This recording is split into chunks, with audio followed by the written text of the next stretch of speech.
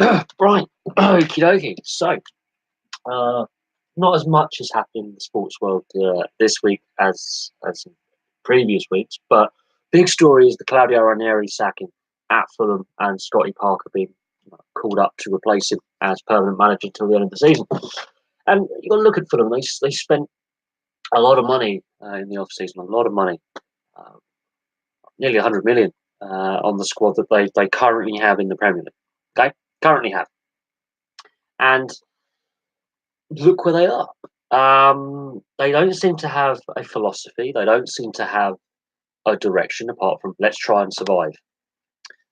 It, where Cardiff and Wolves are different to Fulham is there seems to be some kind of direction on the way forward. Cardiff, they've said we'll make ourselves very difficult to beat and a very prickly physical team, and it's worked. Wolves have had a direction for quite some time. Espirito Santo is a very good coach, and they are on their merits and are doing very well in the FA Cup and very well in the league. Fulham just is just a mess. Claudio Ranieri, it's not his fault that it's gone wrong. It's been a long-standing issue that's been going wrong for quite some time. Um, the teams above them are far more competitive. Their defence is a sieve, absolute sieve, and we can debate.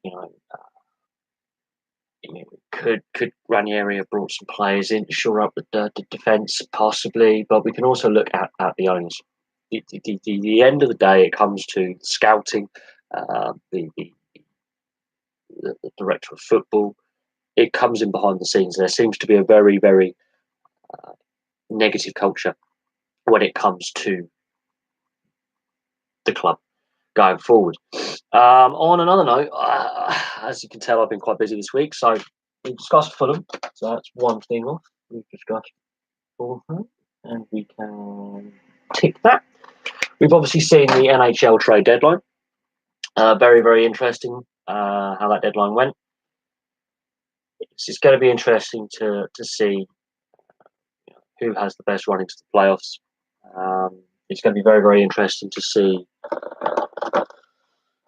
who out of uh, the top teams really has a good playoff run.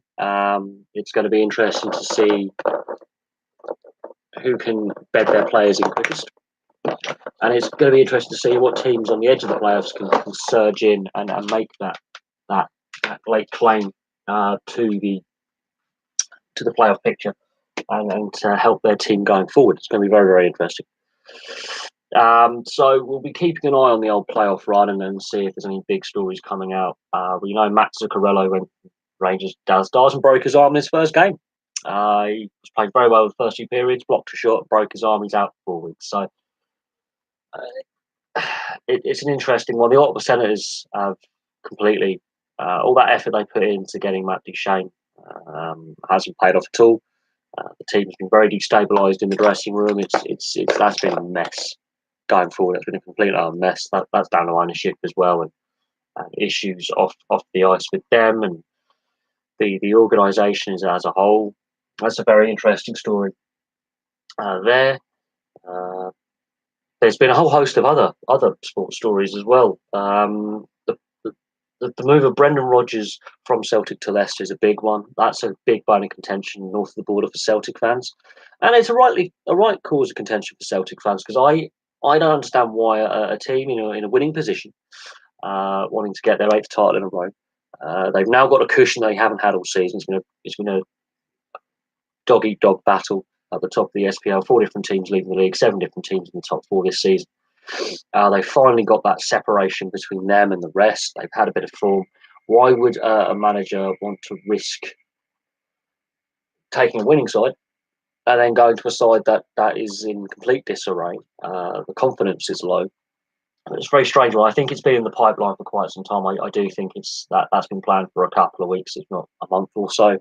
I think Claude Puel definitely lost the Leicester dressing room quite some time ago. I have no doubt on that. No doubts at all in my mind that Claude Puel had lost that dressing room a while ago, and this was a long overdue reaction to what was going on, and Neil Lennon going back to Celtic as well. That's that's an interesting one considering how he left Hibs under a cloud. And it's three interesting managerial moves. So Puel being sacked, not interesting. It's kind of expected. Rodgers though, the speed at which he was hired and the speed at which Neil Lennon was replaced him says to me that this deal had been in the works for quite some time, and there have been discussions between the clubs for quite some time for this move to be facilitated at this time of the season. I think Brendan Rodgers, his objective is to build for next season, and especially in the summer, get the right players in, and Leicester have to invest in that squad a little bit and freshen up the squad, get some good young players coming through. Look at their youth academy, partly to help them with that. Celtic, I think their time as the best team in Scotland might be coming to an end. I think this could be their last as a group. Last hurrah. I think Kilmarnock and Rangers and Aberdeen are very hungry, and that gap has closed significantly from where it was when Brendan Rodgers took over the club. So that's an interesting dynamic. But there's been some very visceral responses by the Celtic fan base, really visceral, and it's the way I think the fans have responded in disbelief at first, and then disgust, and then now real hatred is coming out. And this is an interesting thing with sport. We've seen it with John Tavares last night when the Islanders played the Maple Leafs, and he got a lot of abuse.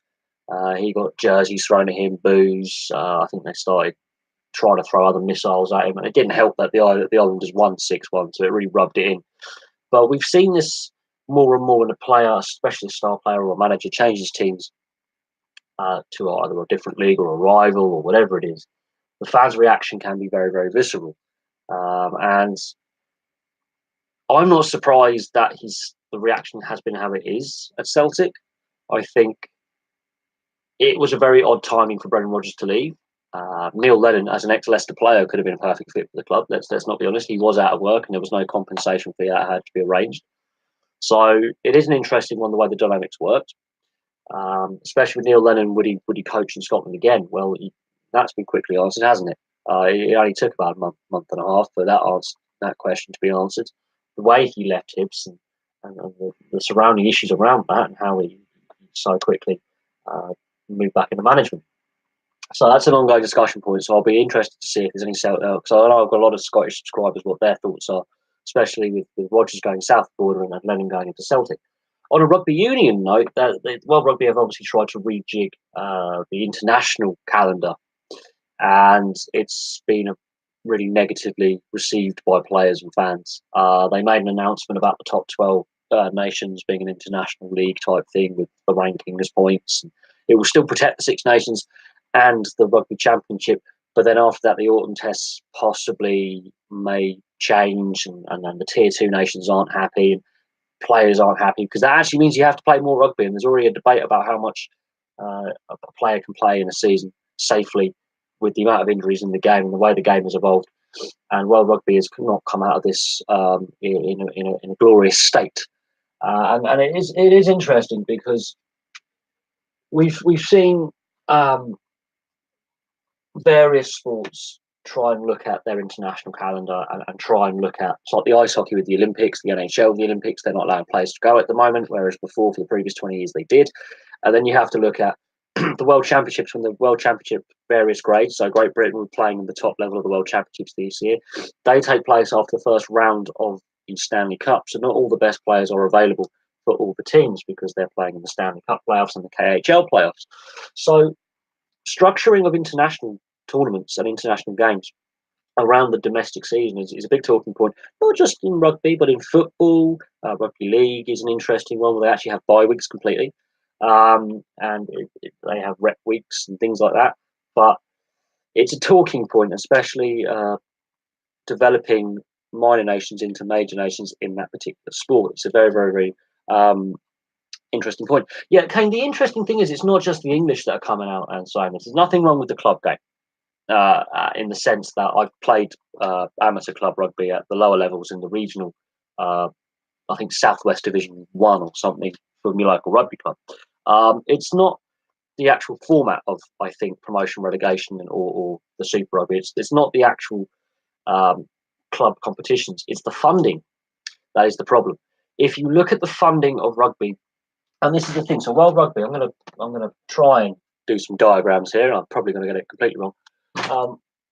You've got World Rugby, which is the former misspelt world, not World Rugby, it's World Rugby. So World Rugby is the former IRB, it's National Rugby Board. So world. God, how do I spell world?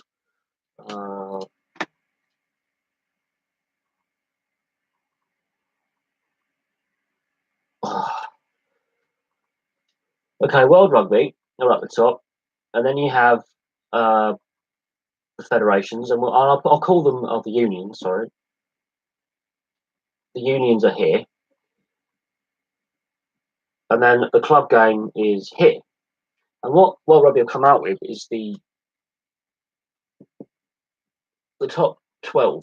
Now, there are some teams outside the top 12 that are technically classed as tier 1 because of the financing, but the top 12, and that plus, I think, the US and Japan. Now, the US obviously has got Major League Rugby now with the Canadians, and the Japanese have got the World Cup. The issue is I can't spell today, I'm really tired. The tier 2/3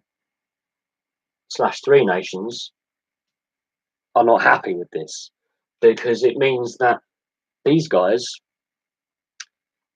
stay at the top and these guys can't get to the top, which actually now means the Six Nations promotion relegation is gone. So teams like Georgia,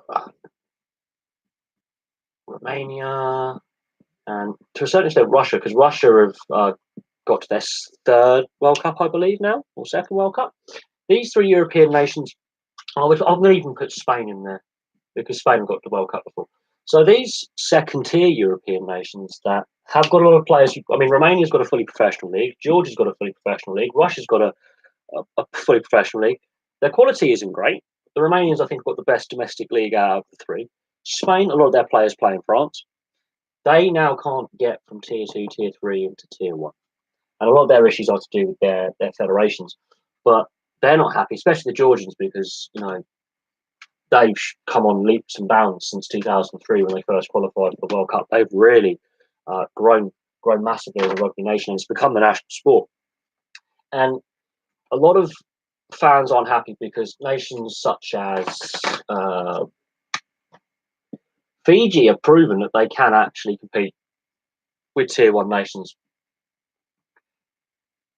Tonga have proven they can compete with tier 1 nations. These two are really getting harmed by this new World Rugby kind of dynamic.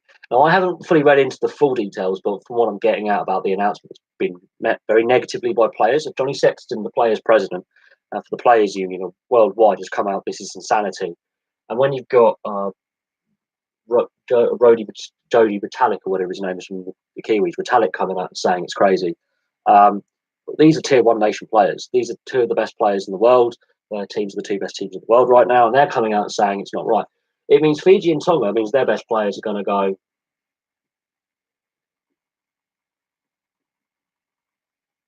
end up in these places. They're going to end up in the tier 1 nation thing. Now, Italy's possibly the weakest tier 1 nation, but the foundations are in place for them to have a growth for years to come. Their club game is growing. Fiji and Tonga get hammered. Samoa, the issue with Samoa, and I'm going to put Samoa up here, is the union is bankrupt. And it's the same in rugby league. Fiji and Tonga want to take that next step to get to the tier 1 status. Right? Fiji and Tonga want to get to this group, and they're here. Tonga are now getting games against Australia regularly. Fiji are getting games against the Kiwis regularly, and they've worked that out. But Samoa rugby is bankrupt, and that's partly to do with mismanagement by the federation in rugby league and in rugby union. The union, there's been chronic mismanagement of Samoan rugby for a long time, and it's led to a money issue. We can discuss rugby league on a separate night because Widnes are still in deep trouble, and there's issues about that, and there's issues about growing the game in the south of England and south of Wales. Welsh rugby union's in a mess. So for all the World Rugby's announcement, there are issues within club rugby. There's a money issue. There's only a limited amount of money, and what I'm seeing with World Rugby, I'm seeing parallels with FIFA. They're not taking the fans and the players what their views are. They're only chasing this. They're chasing. They're chasing the dollar, and it's damaging because professionalism hasn't been felt positively around the community of rugby union by all. There's a big issue with how professionalism was handled and how the setting up of Super Rugby was handled and the European club game, say France and England. But the French club game's got its own issues, and we can discuss that and the issues that have resulted for the French national side because of the club game. Um, there's a whole host of problems. And not every country has benefited from professionals. No, not at all. The Canadians, I think, were the best tier 2 nation before professionalism. They got to a quarter final in '91 in the World Cup, and look where they are now. They were the last team to qualify for this year's World Cup at the end of last year. Uruguay and the US in the Americas segment are far ahead of them. The Uruguayans have improved massively. The Brazilians are now beating the Canadians. So the Canadian national setup has got problems, and that's a long-standing issue of decline and issues with the structures of the Canadian rugby union. Absolutely, there is no denying that. 1 second, just grab my phone. Now, if we are to look on a more broad kind of platform, yes, the English rugby union season, some may say it is too long. I think you've got the European Cup games, you've got the Anglo-Irish Cup, I believe. You have playoffs at the end to work out the Premiership winner. I never liked that system. It's just purely economical. You could argue, yes, the club game is too long. You could, and I've watched a fair bit of the Pro 14, and yeah, you've got a lot of players missing with injury, the international call-ups. I don't understand, right? Football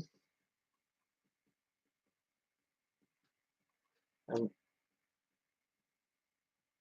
rugby league, the other two major sports that I really cover religiously, they managed to have something called this.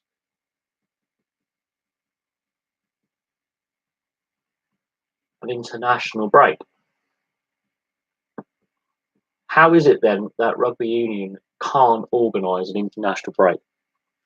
How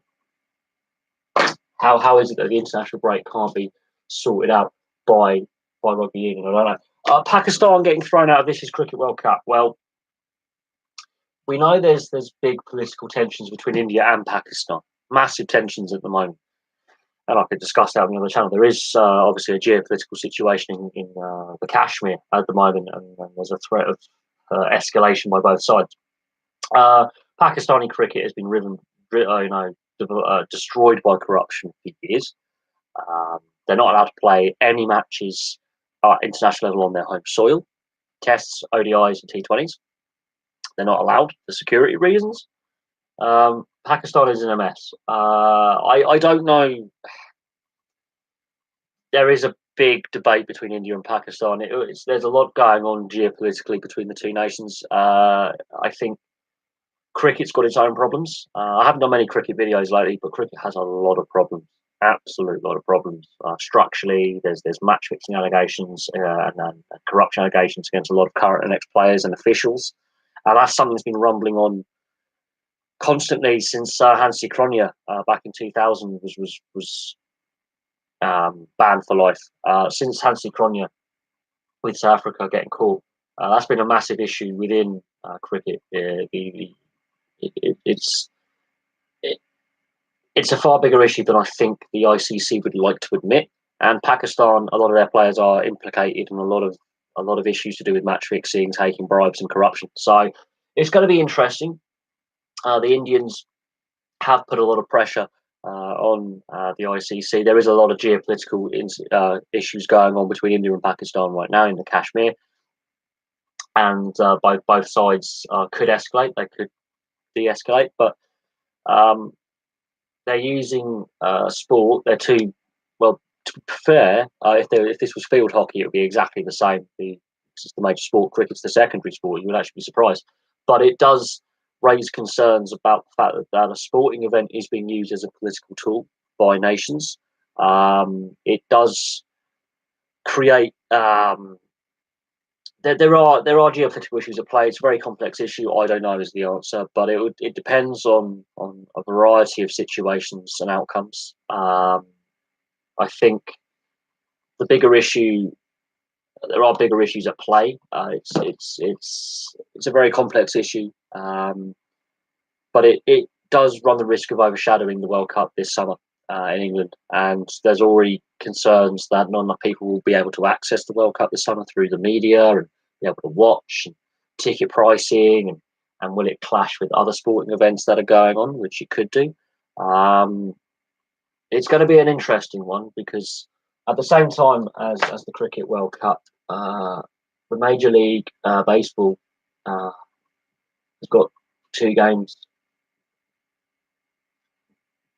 in London. So that's an interesting clash. Is that the Major League Baseball have arranged two games between the Red Sox and the Yankees at the old Olympic Stadium, now the City of London Stadium, this summer, and again, it does raise a few questions. And I have friends who are baseball fans, but it's going to be interesting. I think I don't see Pakistan getting thrown out yet, but the amount of allegations against players, officials, ex-players, and other entities involved with corruption around Pakistani cricket is not going away, and it hasn't gone away for months. It's one of them. It's a difficult one. Obviously, there's a very complex situation at play, and therefore it's difficult to get a grasp of the situation. But India and Pakistan have got political issues right now, and that I think has spilled over massively onto the sporting side of things. And it does risk overshadowing the World Cup. But there's a lot of issues with cricket more than just Pakistan. There's a lot of issues. This 100 format that no one wants, apart from the ECB, and they're trying to shove it down our throats, and people are not happy with it, and rightly so. The only people who are in favour of this 100 of those on centralised contracts who've got links to the ECB. Most aren't interested and don't want it at all. It's a reactionary idea which has got no foundation to work. It only seeks to actually weaken the sport's hand, I think, and it makes a mockery out of the sport that is. But the sport has got far bigger issues at the moment going forward. It'll be interesting to see what happens. If we can talk about the NRL quickly, obviously now the NRL has come out with these massive punishments for players and clubs that misbehave, and it is really it's been a real tough time. Now the sweeping draconian punishments are there as a warning. It'll be interesting to see with the punishments that have been meted out to a variety of players and a variety of clubs. What happens going forward? How many more scandals the NRL has this year? But some of the punishments have been really severe. The interesting one is Dylan Napa. Now, the Canterbury Bulldogs said they would appeal any suspension that he received, and were very public in saying we're going to appeal. So in the end, the NRL said we'll fine him 50,000 Australian dollars, and the club went fine. We accept that. On the Jack de Belin situation, he's been cleared to play. I think personally that's wrong. Dylan Walker's I think been cleared to play as well until trial dates. There's another player, Scott, I think his name. He's been suspended for 8 weeks and has to do a public tour presenting the issues of domestic violence at school grade, youth grade rugby. But there's been some sweeping punishments for players and clubs. If there is any more scandal this summer, I think the NRL is in a really tricky situation because the way they've dealt with a lot of the players' discipline issues, with the varying new types of punishment. There is a lot of issue within the NRL to do with player behaviours,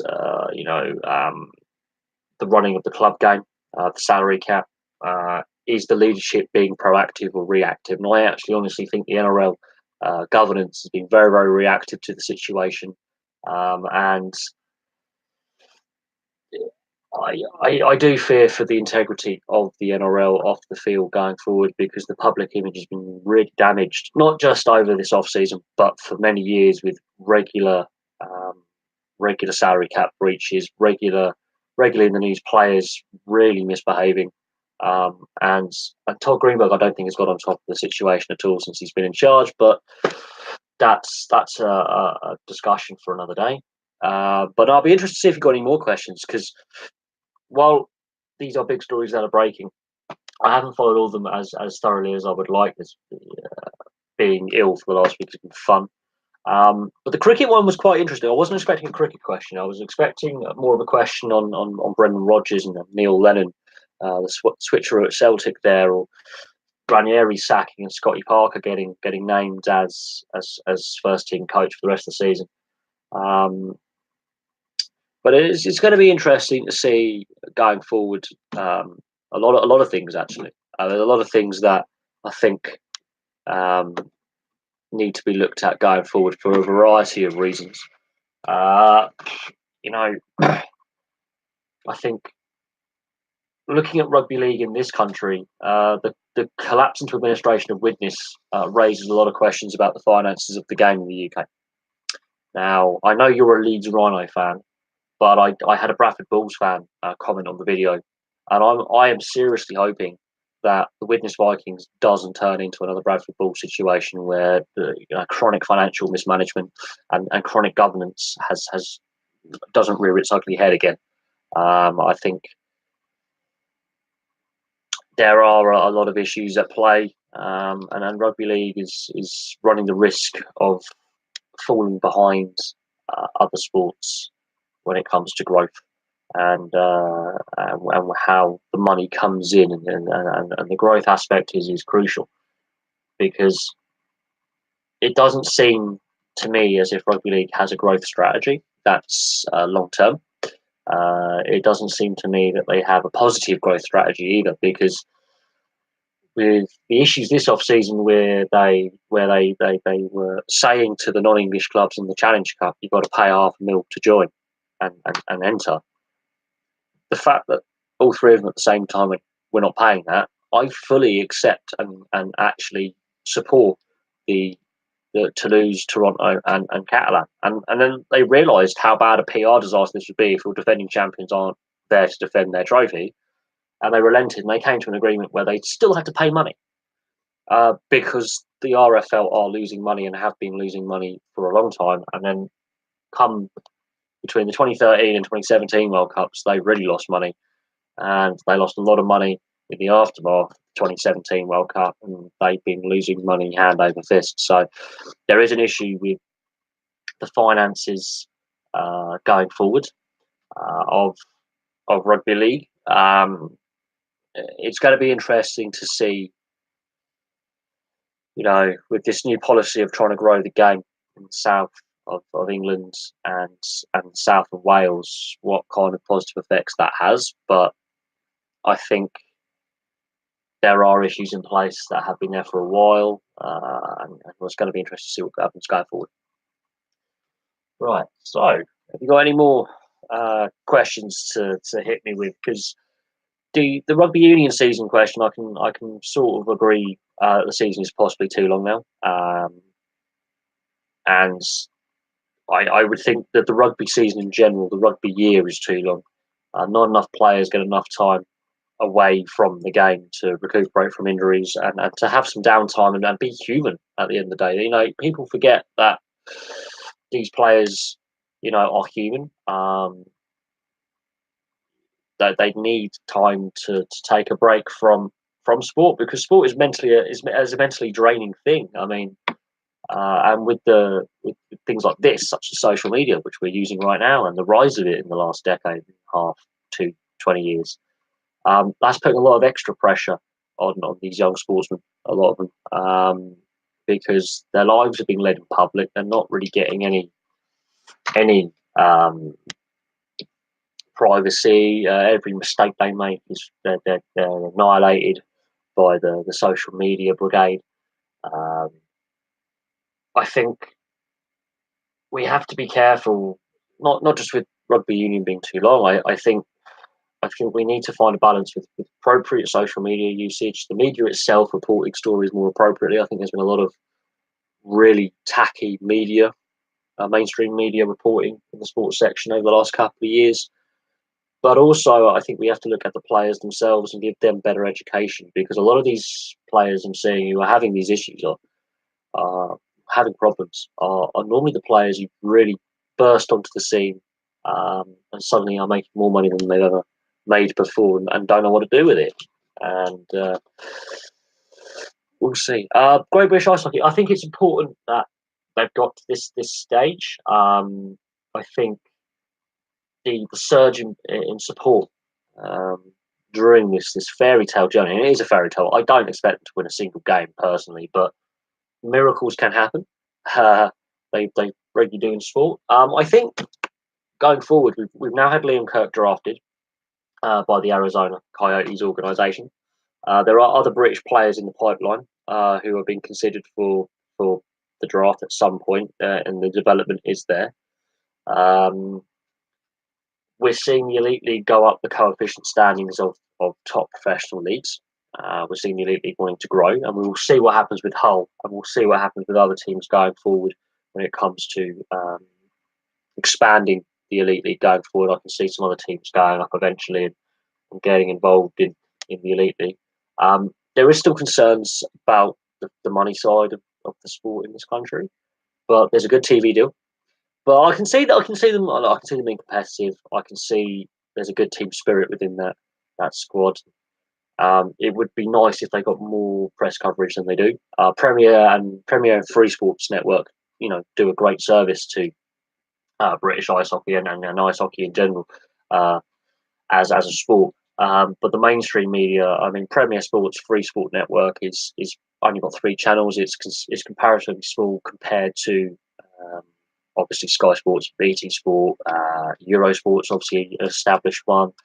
If you really want to push it, ESPN's having bought by BT Sport for their UK operating arm. The bigger sports networks and the bigger mainstream media companies don't give enough credit where credit's due. I think they need to look at media rights and sponsorships and getting more exposure. But it's on the right path. Whether we win or not is another thing. But I think the team unit is positive. The game has grown massively in the UK. Even in recent times, we've got loads of new fans buying in, and those that were casual fans becoming more serious. Crowds are up and participation's up, and there's kids taking up the game. The women's game's growing massively, and I think there are a lot of positives to take out of recent events. Obviously, there's a lot of structural changes with league structure coming forward below the Elite League as well. So there is a lot to be positive about. I think there's a lot to be concerned about as well. I think the money side of it is a problem. But at the same time, a lot of these British players can put themselves in a shop window for a bigger league. Depending on how they do, they can put themselves in the shop window for the bigger leagues. Obviously, Liam Kirk getting drafted has been a positive. Ben O'Connor spent a little time in Europe in the Swedish league, gaining experience. So yeah, there's a lot of positives to take out of it. I think they probably won't win a game. I'm being realistic. They might pinch the cheeky little win here or there, but we'll have to see what happens if they can just play their game. It's going to be fun. It's the first time in 24, 25 years that they've been at this level. And that can only mean a massive positive. And for once, it's not, dual national Canadians. It's a lot of British born and bred players. So the positives are all there. It's very rare that you get a Great Britain team in many sports. It's normally England, Wales, Scotland, Northern Ireland or Ireland. So it's nice to see a national team. All the constitutional nations of the UK. That's great to see. So there's players from all over the UK playing, from Wales to England to Scotland to Northern Ireland. So that's, again, great to see.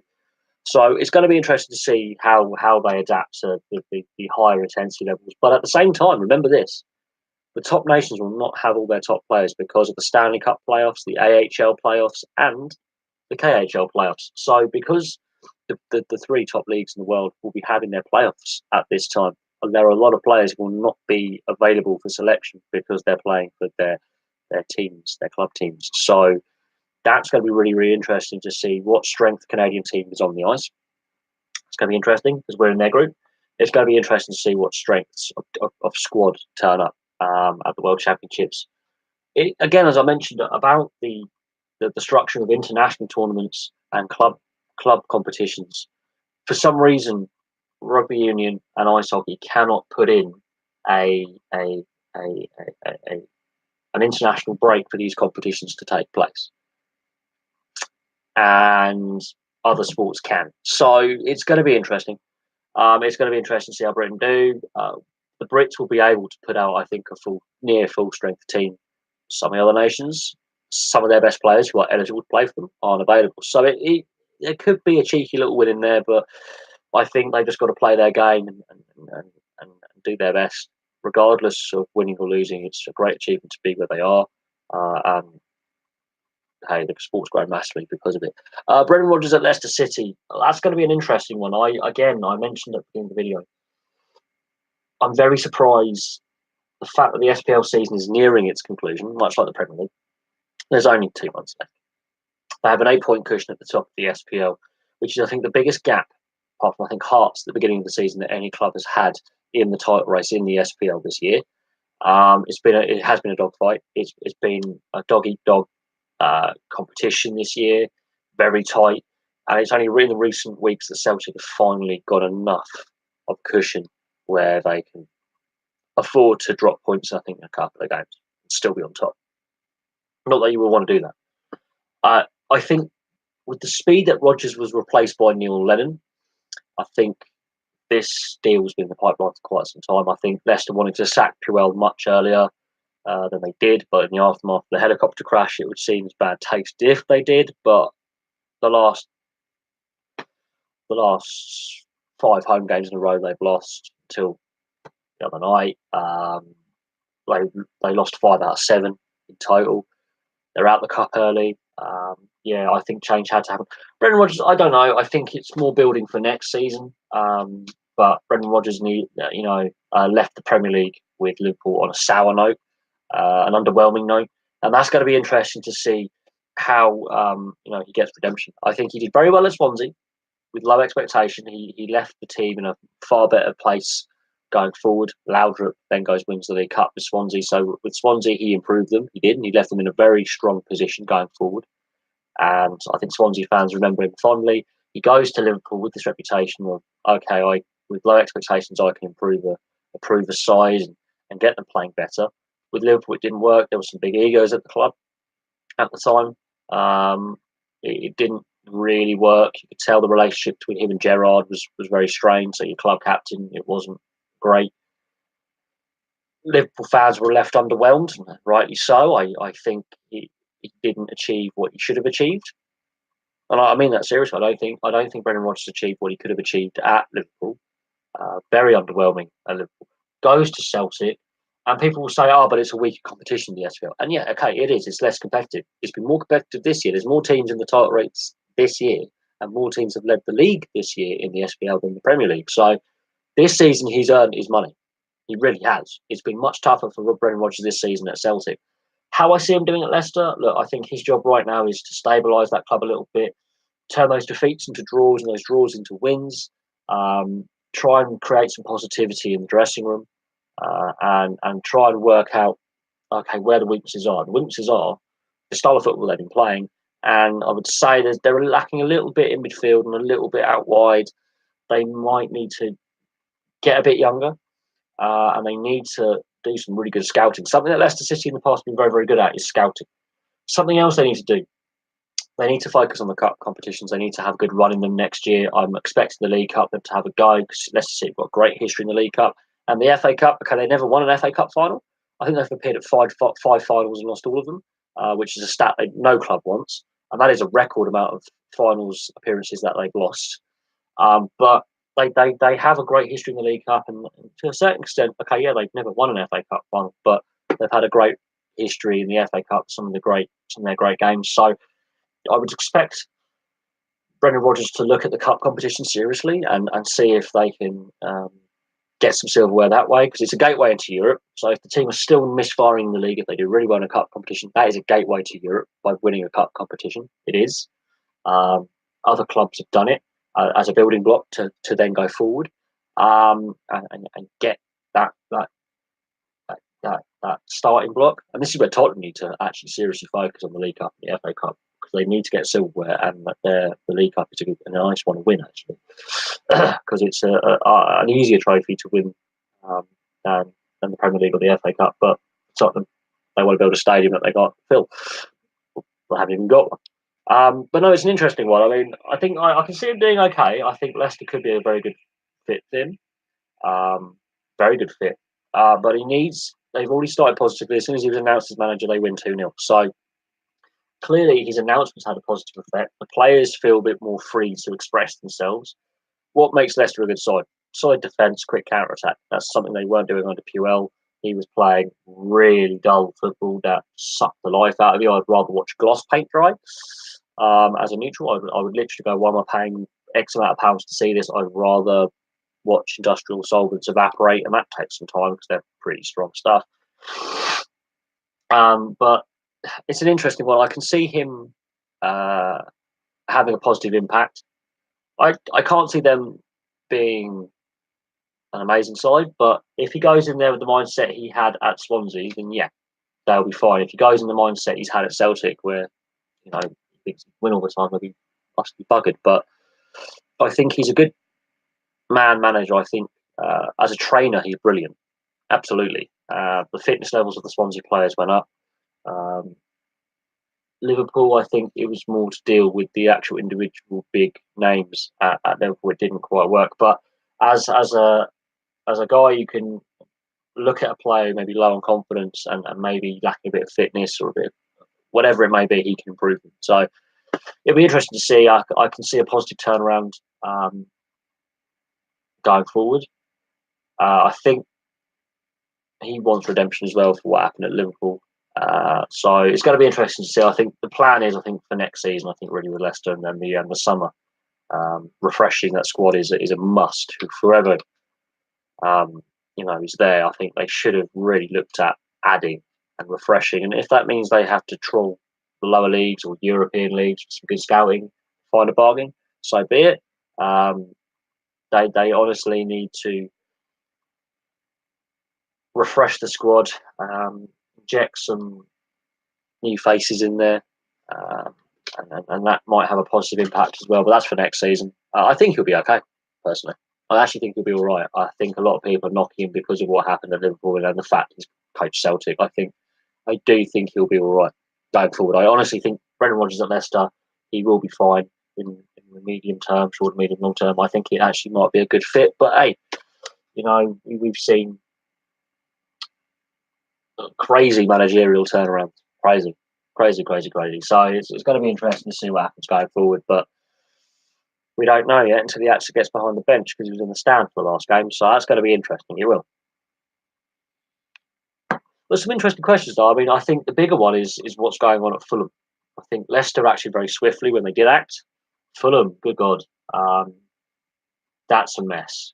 I'll discuss that as well. That is a mess. The Charlton owner has come out and said he wants the EFL to buy the club off him, and he's also stated that foreign owners should not be allowed in English football. He's demanding the EFL buy the club off him. That is a mess. Charlton is the next big mess coming. We've had Blackpool in receivership. We've had Bolton up for sale. Notts County are in trouble. Now Charlton, the issues with the EFL fit and proper persons test have been laid bare because the EFL chased the money. They have not really put the clubs and the league itself is in serious trouble. So we have to look at the EFL and the issues with the EFL, and a lot of fans really don't trust the EFL. In fact, the Charlton owners come out and said, "Look, buy the club off me." No, you're going to buy the club off me, demanding it. I honestly think the EFL should have taken the club off him without buying it and said, "You're out of pocket, mate." But I think football governance is a big issue right now. I think we could definitely discuss football governance if you want. I mean, I could list off the clubs that have been mismanaged on this board from top to bottom, and I wouldn't have enough room on the board. I really wouldn't. I think it's not just in England; it's in Scotland as well, and on the European continent. There's so many clubs being completely run by crooks. Um, Absolute mess. It's an absolute mess. Is football governance? The actual governing bodies are an absolute joke. The rules they put in place don't work. And we're now seeing similar issues in rugby league and rugby union, whereby they're also now chasing the money and they're not actually looking at the structures of the game and the governance of the game and the state and the health of the professional and semi-professional teams, depending on what level you're at, that make up the league pyramids. They're really not looking at that. The prime example is the Welsh Rugby Union and the 4 provinces in Wales. One of them is actually owned by the Welsh Rugby Union in the Newport Gwent Dragons, or just Dragons now, because they don't have the location monikers anymore. The only one left is Cardiff Blues. Llanelli Scarlets, just the Scarlets now, and the East Swansea Ospreys is just the Ospreys. But the Ospreys have basically come out and said that we're going to have problems signing a team next year, because partly because they mismanaged their contracts, they did, but because of these centralised contracts within rugby union, it leave a few of them their hand tied behind their back. So there's issues with centralised contracts in Welsh Rugby Union. The club game, the Ospreys are losing money hand over fist. They can't make a profit. The fact that the Dragons are now, to keep them afloat, run by the Welsh Rugby Union is completely, it makes a farce of it all. So Welsh club rugby is in an absolute state again, as like it was 16, 17 years ago when it was on its knees. It's on its knees again. So for all the good the Welsh Rugby Union national side are doing with their win streak, while they're winning, while not playing well, and I've got some crap for that, Welsh fans, because apparently the Welsh can't be criticised. It's mad. So you're looking at the Welsh national side. Okay, yeah, they're not playing well, but they're winning. They're on this record winning streak. The club game cannot support the national side much longer. But the club game, the actual growth of the game is in peril. And I don't know what they do, but they've got the professional rugby board, I believe, I think they called it, where the Welsh Rugby Union and the 4 provinces all meet. They had a meeting Monday and they've come out with ideas to change the funding of contracts. That's interesting. The centralised contracts could go.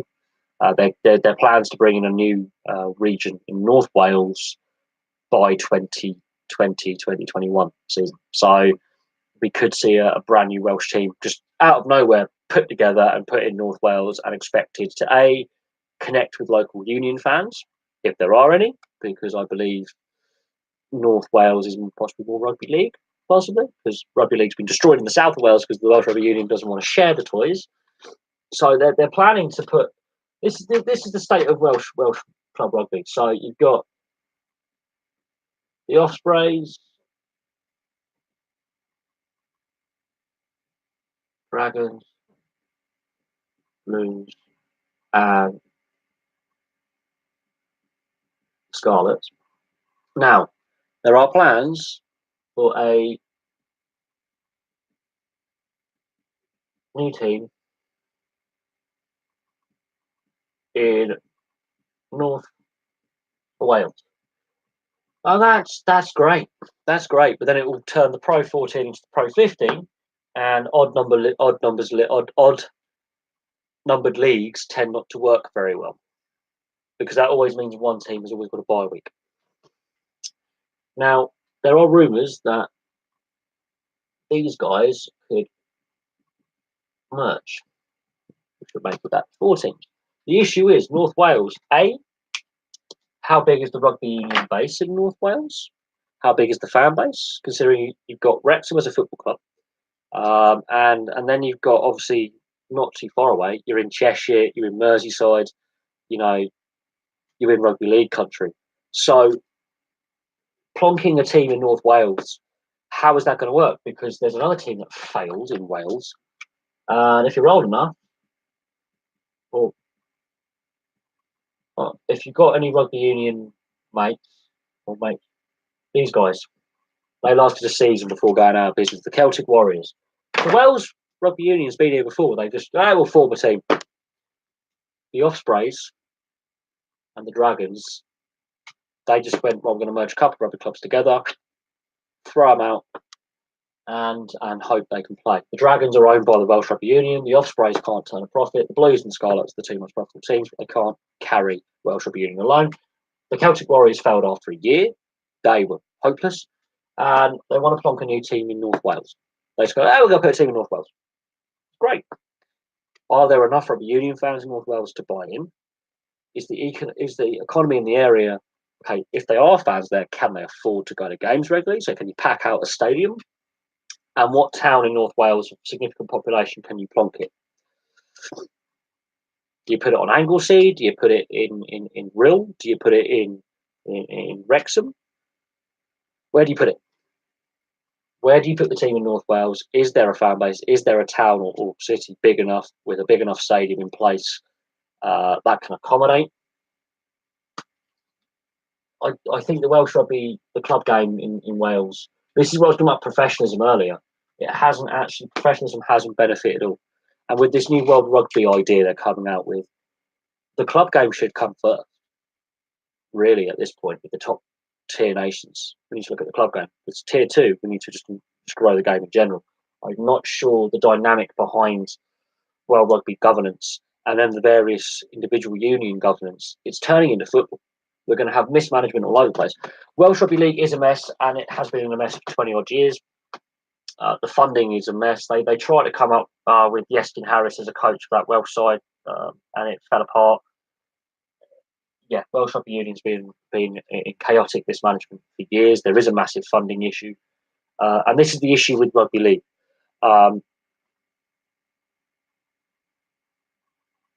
And that sums it up with the rugby league in Wales. There's now, I think, they split it into north and south. They're the one Welsh team, and it was hopeless. The issue with rugby league in Wales is thus: Jonathan Davies and the Welsh Rebels, who went from union to league in the amateur era of rugby union, were hated by union fans.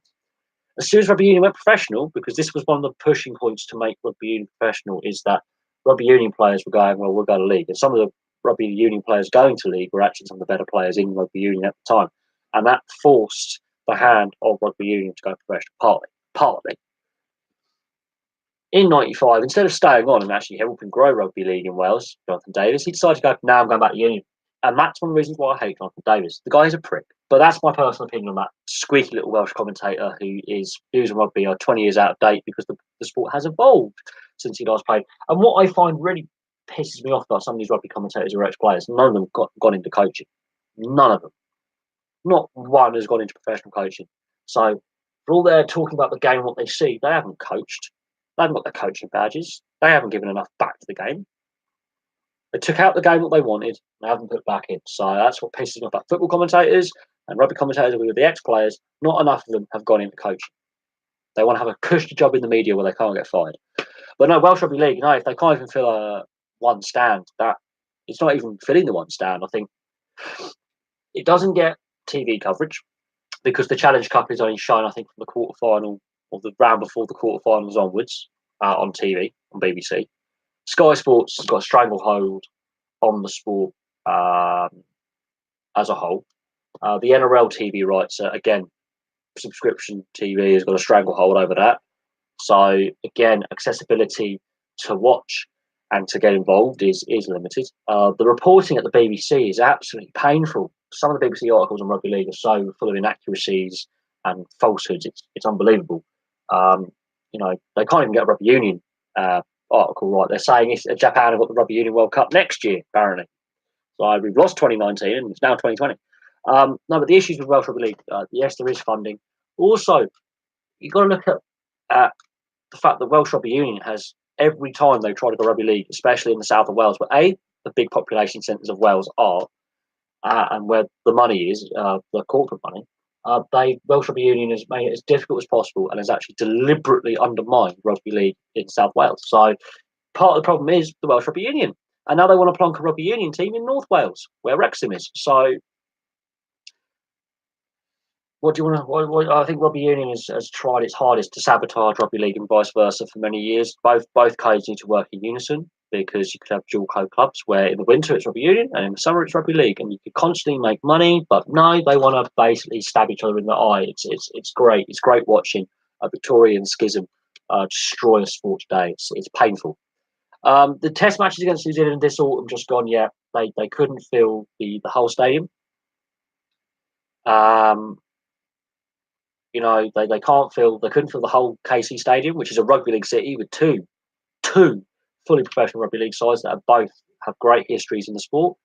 They then went to Anfield, which I thought was a hideous mistake for a three-test series. World Cup, okay, I'm a bit concerned about some of the World Cup venues. I've done a video on that, so feel free to watch the World Cup venues announced video because I do fill in a lot there. And then they went to Ellen Road, not Headingley, and I was just ripping my hair out because, okay, Leeds is a rugby league city, and again they couldn't fill. And it is an absolute shambles when you're getting a 30 to 50, 60,000 seat stadium and you take half of it off and then you can't even fill what you've got. They should have gone a bit smaller. Loftus Road is actually, surprisingly, every time it's hosted rugby league, it's sold out. Loftus Road is in West London. And apparently in South of England, we're not meant to be rugby league fans, according to the RFL. So what can I say there? The European Championship, yeah, I mean, you've got Scotland, you've got Ireland, you've got Wales, you've got France. That second, third tier. I think the French used to have some great rugby league sides back in the day. They've fallen on hard times at the national level, at least. Toulouse and Catalan, they can't solely carry the professional side of the game for French players. And I think Super League has got part of the reason why Super League has helped damage French rugby league. And I'm not going to go into the collapse of Paris Saint-Germain rugby league in the 90s and the fact that Toulouse and Catalan were being demanded that they pay $500,000 to enter the Challenge Cup this year. There isn't the money in rugby league for that kind of money to be handed over. So the RFL are clueless. The governance of the game by the various governing bodies is clueless. I think looking at the World Cup in 2017, and I'm going back to that World Cup because I covered a lot of the games, the Welsh they had heart. The Welsh had heart, but they were outclassed. They were not fit enough. The Scots really disappointed with Scotland, but they were all pissed all the time and were on a jolly and didn't take it seriously. The Irish played quite well, but again, the Irish are relying on a lot of Australian dual nationals who've got a parent or parents who are Irish. That's another problem going forward, or English lads who've got an Irish parent or grandparent. So there is an issue with growing the game in these tier two nations, and part of the big problem is a lot of these tier two nations, their best players are pillaged by England, New Zealand, and Australia because of that dual parentage or dual nationality, and they do it a lot. They do it to Tonga, but now Tonga are now actually possibly the best tier two nation. They're on the verge of being the fourth best nation in the world. Papua New Guinea, they are a force to be reckoned with. So international rugby league is far better than what it was 10 years ago, but the issue still persists going forward massively. And again, rugby unions winning the battle of hearts and minds in a lot of these locations. Got to look in North America. There's only one professional rugby league team. The North American Rugby League itself, the US Rugby League, is semi-pro. They have a limited number of teams, and Major League Rugby is growing faster, and all the players are fully professional. So rugby union is winning the battle at local level going forward. It really is. It doesn't matter. Rugby union is winning the battle over rugby league because rugby league is a divided house because you have all the different rule sets: international rules, Super League rules, NRL rules, and it seems there is no World Rugby League governing body. It's the Australian Rugby League Commission. You've got the RFL here. You have the Super League. You have the NRL. You have the Papua New Guinea are linked into the NRL. There is no sole international governing body with rugby league. It is a complete mess. Oh god, yeah, I'm surprised with the bottom one, considering you got the stadium at Widnes. I know Widnes have got their issues, but the stadium, the Snowbart Stadium in Widnes. You've got the DW and Wigan. There's a whole host of other stadiums they could have chosen.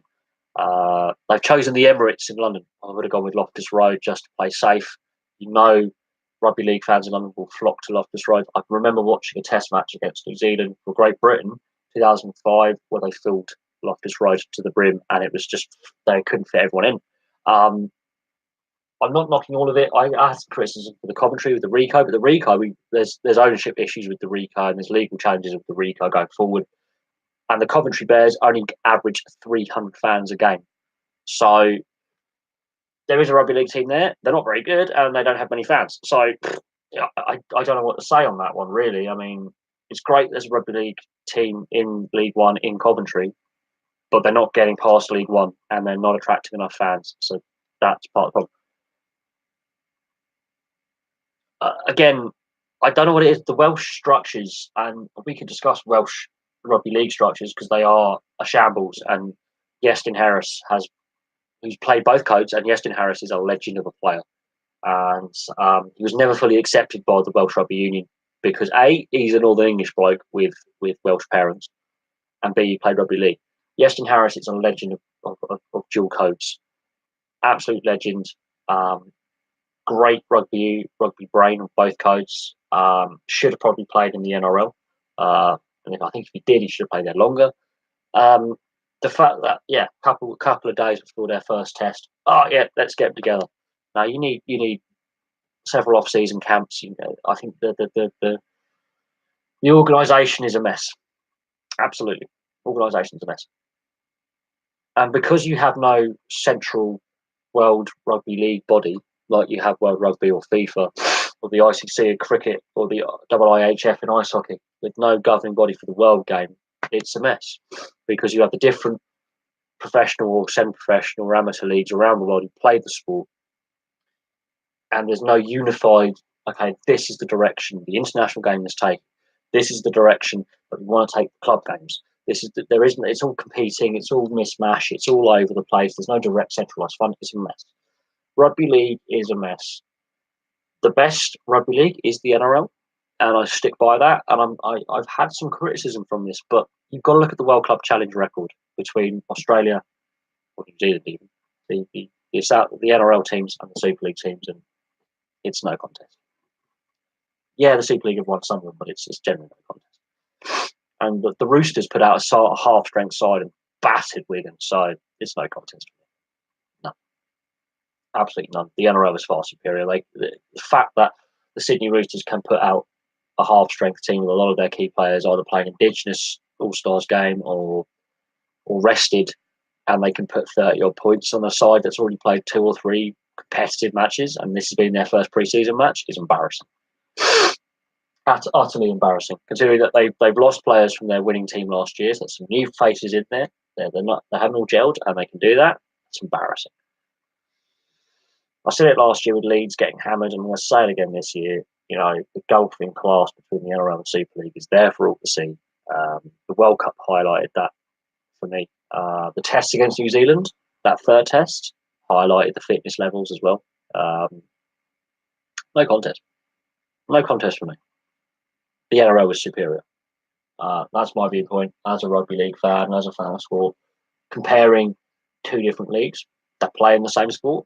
I admit there's a few rule variations. Again, this is where rugby league needs to just have a unified rule structure from international to club level. It doesn't, but it needs to. The gap in class was just astounding, absolutely astounding. And I think it's only going to get bigger with the chaos within domestic rugby league here in the UK. It's only going to get bigger. It only will.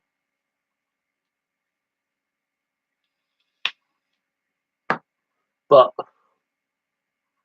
the NRL has got its own issues back in Australia. The NRL has its own issues in Australia, and they're really, really, really glaring issues as well. And we've got to look at the punishments that have been thrown out at players and at clubs for all the off-season shenanigans. They seem to be very reactive. Well, I do agree these players need to be punished and punished severely. The fact that there are 2 players facing trial for some very serious charges and are still allowed to play, really concerns me. and the fact the NRL put pressure on local magistrates to change bail conditions for Jack de Belin really concerns me. Really does. I think the guys are. I'm not going to say what I think about him because I'm not happy. Not happy. And Dylan Napa thankfully didn't get a suspension because that would have been an absolute farce if he did. He's going to have to pay a $50,000 Australian dollar fine, but I think the way the NRL has handled a lot of the discipline issues off the field is concerning. That they're not. It doesn't seem to be there's an engagement between the players, the clubs, all the stakeholders in the game, and the NRL and the Australian Rugby League Commission. Todd Greenberg, he's an empty suit for me. It's just.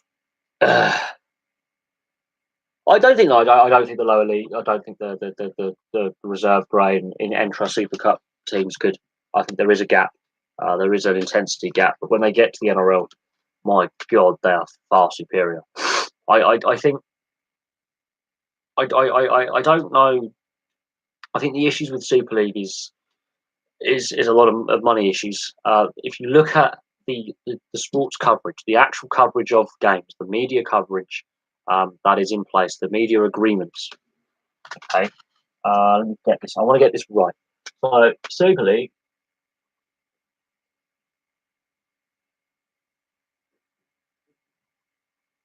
And the NRL. I'm going to try and do this as best I can with media coverage. You've got the no, it's Fox. You've got Sky for New Zealand. You've got Fox 9 Network. They have that free to air. The 9 Network is free to air, and they have a portion of the games they have to by law, and that's sub.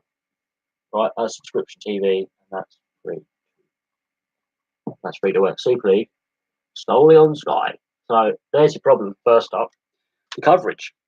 Not enough people in this country and in France as well, because I believe in France they have a similar TV package. Canada, with the Toronto Wolfpack, I don't know what they had in place. It would probably be Sportsnet. So again, you've got to possibly pay there. But in the UK, it's on Sky.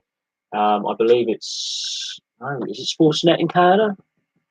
I know here it's Sky. And over in the NRL, you've got Sky New Zealand, because that's a different country, Fox, which you have to pay to, and the 9 Network, which is free to air. So there's part of the problem. There's part of the problem. It's the media coverage. Now, the Challenge Cup, which for me is a religion, but it's limited coverage on the BBC. Not every game is on the BBC. Not every round is on the BBC. So there is limited there that you have to pay it's cheaper to have a cocaine habit. It actually is cheaper to be a drug addict than a Sky subscription customer. Just putting it out there. It's nearly a month's, 2 months wages a year is your average Sky subscription. And I'm not joking.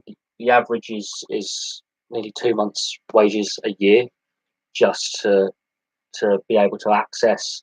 And people are going, well, there's an obesity crisis. Well, if you can't access the sport, how are kids going to be motivated to actually want to emulate their idols and get outside? It's just no brainer. It has been proven, especially with the NRL with the 9 Network free to wear, that more free to wear coverage encourages more participation and more people to go to the ground, because they won't see every game on the 9 Network because not everyone has a Fox subscription. They'll see enough to go, I like what I see. I want to go down and watch it in person. You put it behind a paywall, there's not enough money in the pocket to actually go watch a game. Yeah, logical. And the issue then is money. Right? The NRL has more money.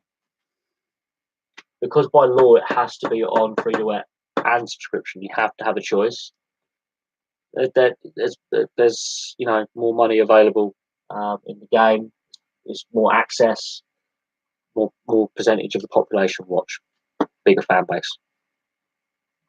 base, more kids are encouraged to take up the game, more players are inspired to play at a higher level and want to get better. No contest. No. Super League, it's on Sky. It's only on Sky. The Super League show highlights are like 2 o'clock in the morning. How the hell is anyone going to be up? Who's going to want to watch that?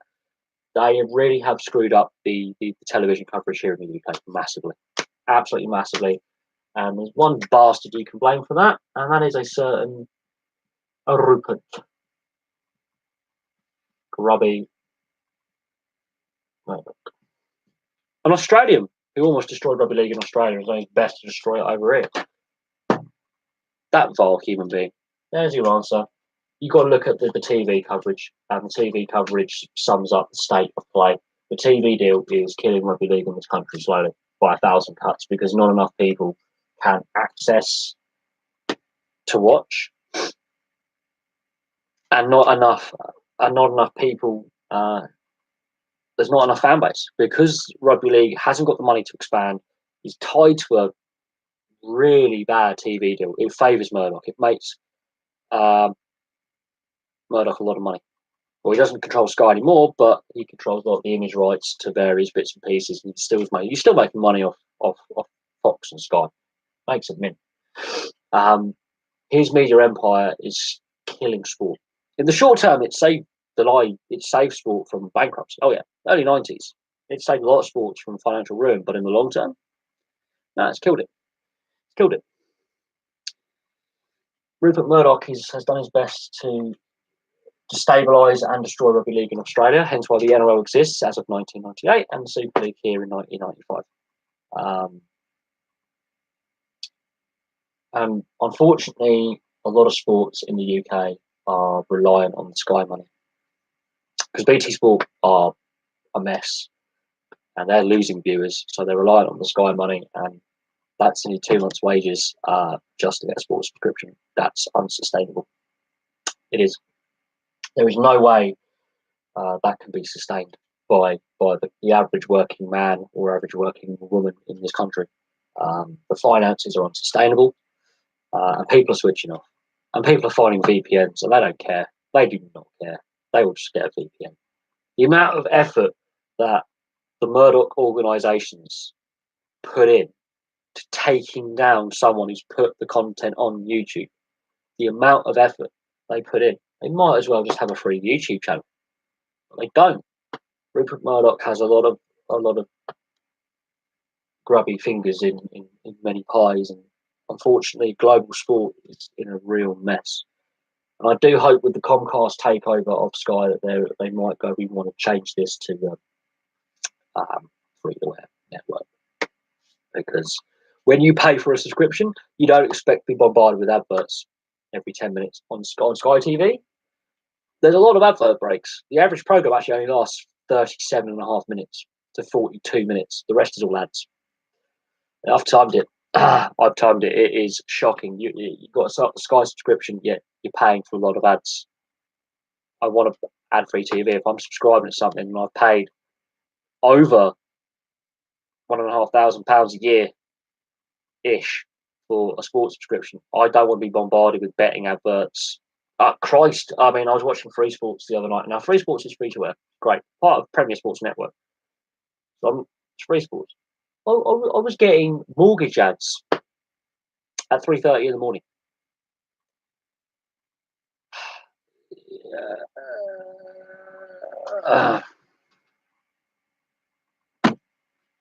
I really don't understand some logic behind the subscription model, because you would think you would have less ads. No, you actually have more than terrestrial TV. It's a mess.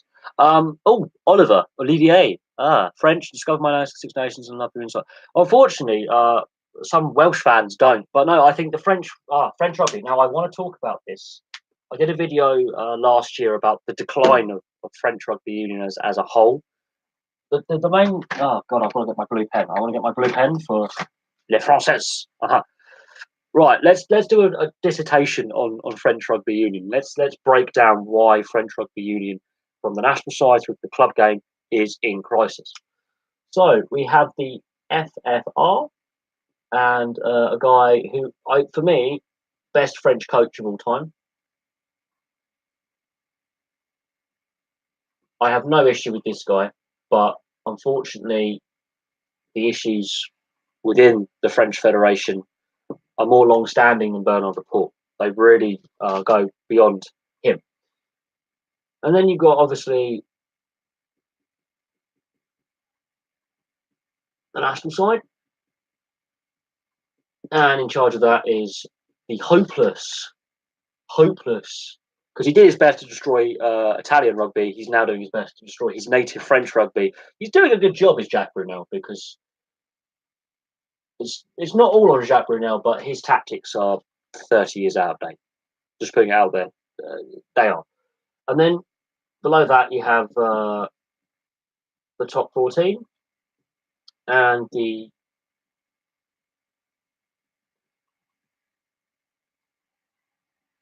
I've misspelled foreign, overseas. I'm going to go with overseas because I can't spell today. My spelling today is completely gone. We are discussing French rugby, and I'm going to do a very lengthy bit on this now.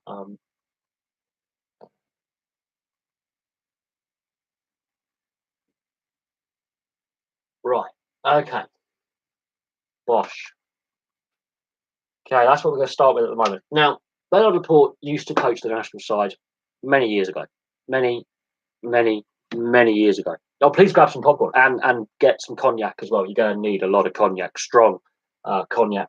I would recommend 1860s cognac. You're going to need that.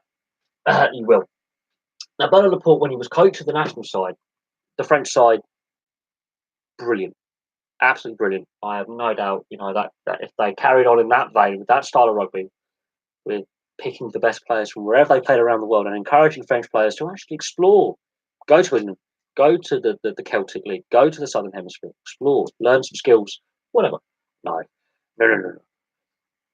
He then moves up to the Federation. Jacques Brunel is the latest in a long succession of French. This is very important. French coaches at the national level. Now, the issue is this. There are several issues. One,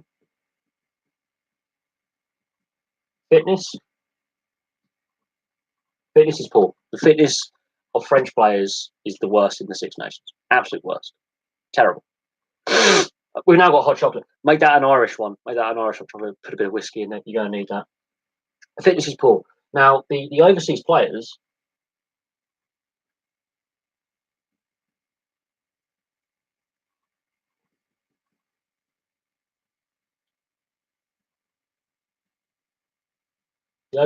dominate key positions. So I'm going to put in fly half,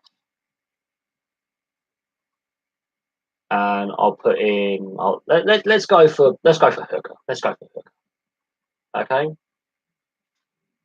Question mark. But we'll go for fly half, scrum half. Okay. So key positions are being dominated by overseas players that are paid beaucoup dollar, much money. And then you have another issue. And I really, the overseas players, it's great that they want to go there, but these are players that are taking away from you. Not enough young players are coming through. And those that are not getting the game time. Then, this is getting messy now. Selection. I'm not 100% certain on the numbers, but I know since 2007, there have been over 300 individual players that have worn a jersey for France. Yeah. I do know.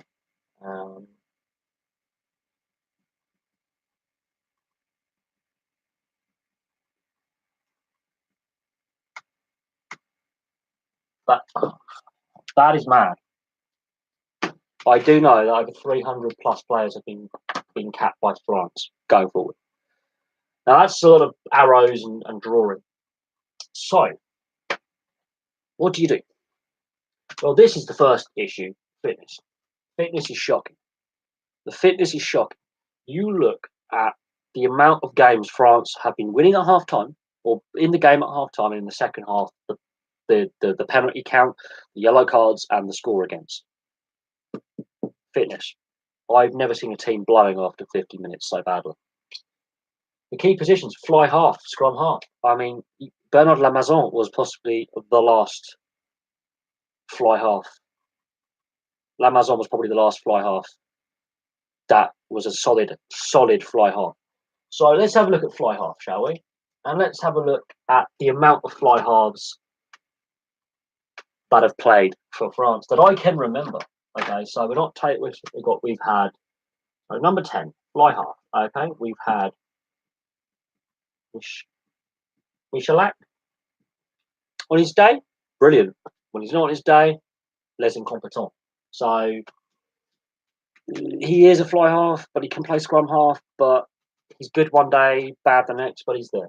So you've had Michalak, you've had Skrilla, great fly half, got injured. End of for Skrilla, unfortunately. What else? Boxies. Cannon of a boot, no accuracy. None. So these are out and out fly halves. These are not the players who've just been shoved in there because I can then put another load down here. So we've got now Tonduk, I think, out of the current lot of fly halves in French rugby, Boxes is a me. Tonduk is possibly the best fly half in French rugby for consistency because he's a big bloke and actually he's not that bad. I haven't even got to Camille Lopez. Wait your turn. Wait your turn with Lopez. I haven't got to him yet. He's shocking. Oh, Camille. Cam Maltese is stronger than Lopez. This guy, useless. And now, the young Entelman. But there are others. They have played Para. Para has played at 10. And we won't do that again. Who else? Damien Tai. Remember him? Yeah. They put this guy. They put him in. No. Who else did they put? Well, yeah. There you go. So, 2 non-fly halves have played there. Michalak, I think, was the most skillful. Skrilla was the one who could actually kick a goal. Tonduk is the most competent in the sense that he's not outstanding, but he's solid. Right, now let's have a look at the failures. Now, Skrilla, injury. He got injured, right? Michalak, hot. It's too hot, too cold. He's retired now. Boxies, yeah. Boxies, he is a meme. There is no other way to describe. I can't even spell his name. Tonduk, I'm just going to put solid. He's not outstanding, but okay. Ntamack, you Lopez. Lopez is hopeless.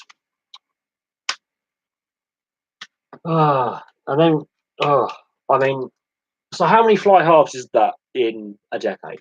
1, 2, 3, 4, 5, 6. Technically 8 if you count those 2. There are others. Who else? There's a few others. There's a few others. There's at least a few more. These are the ones I can remember. That's a lot. There's been at least 12 fly halves, but these are the ones I can remember at 10. Starting since Bernard Laporte retired from the coaching role. If I was to pick a fly half, I would go for this guy. That's the guy I would pick. Fly half selection's been a mess. Fly half selection's been a mess. Scrum half selection's been a mess as well. But Tonduk, for me, out of that lot, Ntamack had a great game against Scotland. Thayer. Oh, don't even get this Thayer. Oh, yeah, there was him. And you're going to love this one. Who? There was someone else, a young lad. His surname begins with P. I forget his name. He's played a few times. He's young and exciting, but lacks the structure. So out of all the fly halves, I would pick Tonduk. Why do I think? Oh, God, look. Bernard Laporte, Michalak was his man. Michalak was his man. For all Michalak's mental flaws, and Michalak has a lot going upstairs and doesn't quite translate what he thinks to his feet. But look at that. That is 1, 2, 3, 4, 5, 6, 7, 8, 9. There's another one whose name I forget. That's 10. There's at least 10 fly halves that they've had in little less than a decade. Because Michalak came back a few times. Tanzuk, he can play fullback and inside centre, so he's a bit. Damien Tai could play. He's more of a centre, but he was. Gilbert. Oh my God, there's more. There are more. There's more. Yeah.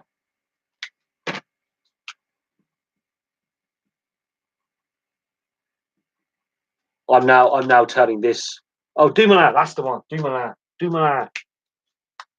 We'll put Dumoulin. Dumoulin. How many is that now? How many fly halves do we have here? This is chronic. And selection's been a big issue. And part of that is to do with overseas players. When Dan Carter and Johnny Wilkinson went to the top 14, some of these young players were coming through, and then these guys, Pat Lambie, who's just retired. You got to look at the international level fly halves who've played in the top 14 who are not French. That is a problem. And Tanzuk was the one getting the most game time out of all the French fly halves until Gabriel Lopez and Para at Clermont nailed down the 9-10 axis. And part of that lies with the federation. They're allowing too many overseas players, especially at number 10, a fly half, to actually at this point play in the French game. And then you've got to look at the chaos. I mean, Dumoulin is the one I forgot his name. I will admit that. Dumoulin. I'll get onto the Six Nations question in a minute because we're talking about French rugby, and I did say I would take my time with French rugby. But I mean, you've got to look at Michalak is now retired. Skrella is regularly injured. So Boxis, yeah, he is a meme. He's got a cannon of a boot on him, but no accuracy. Tanzuk is the most solid. And Lopez is hopeless. Ntamack, I think, will figure out going in. He's played 8 times at fly half at club level, once at international. I think going forward we'll figure out Ntamack's best position because he's an outstandingly talented young player. Tales, let's not go there again. Gilbert, please no. Dumoulin, he also gets injured. Damien Tai has now retired. Michalak has now retired. Here's your choices now, and there's still too many on the board. So that's the reason why France at 10 have an issue. That's just at fly half. That's just at fly half. That's one position. Multiply that across every single position on the field, and there's your problem. There's the issue. There's too many players for one position. Now you can have that amount of fly halves playing in the top 14 who are French, but don't pick all of them. And we have to go back to the federation. The federation it's selection. I'm going to go back to this. Selection is poor and chaotic. In modern rugby, you've got to have solid selection. You've got to be consistent. If you've got to make changes, make it because of injury or a player is just completely off form. Don't chop and change all the time. Give a player a good 3-4 games running aside before you go, okay, it's not working in this combination. They just go, right, you've had a bad game, you're out, you're in. And then that player has a bad game, he goes out, someone else comes in. It's mad. It is mad. There's no tactical decision making behind selections. Just throw a guy in, see what he can do. And that comes down to Brunel, but it's not just Brunel. There are a succession of French coaches who keep done this, but it's down to the top 14. The top 14 is where a lot of the problems lie. This league and that. I could not be any more. It speaks for itself. So So that's the question on French and why the French is such a mess right now, and it has been for it's been a problem for a long time. When Bernard Laporte was coach, the problems were there, and they could have been rectified. They could have been rectified 15 years ago, but the top 14 has gone down the path it's gone down now. The federation are reluctant to have a non-French coach. They are the only top-tier nation, apart from Australia and New Zealand and South Africa, to not look overseas for a coach. The reason why the South Africans, the Aussies, and the Kiwis don't is because they win a lot, and they breed good coaches. But France, in the Six Nations, is the only nation never to have an overseas coach. And I don't know who Jacques Brunel's replacement is after the World Cup, but my God, I hope he's got a little bit more brain power than Jacques Brunel. Do I think the Six Nations should be a summer tournament? Yes, absolutely, because the rugby union cannot organise an international break. Rugby league can, football can, ice hockey sort of can to a point, but there's issues with ice hockey with internationals at the Olympics and World Championships. But ice hockey to a point can sort of phase it where it's near the end of the season, and then once the second round of the Stanley Cup are over, more players are available for the World Championships. But rugby, Six Nations, yeah, summer tournament, absolutely, 100%. I would agree with that. The weather's better, the pitches hold up better, all the players are available, but they've got to factor in how the international calendar is done. And there's summer tours down under. So the World Rugby have made a mess out of International Rugby Union, and they continue to do so with their latest announcement. Dan Biggar, we've made a video on it, but other things have come up. Anscombe has no control, he has no structure, and is not an international fly half. The only reason why Gareth Anscombe is in the side is his dad is best mates with Warren Gatland. Gareth Anscombe, you look at the two games, right? Here is the two games that Gareth Anscombe has played, right? Versus France. Oh no, shit, no, it's 60. Versus England. These are his starts, okay?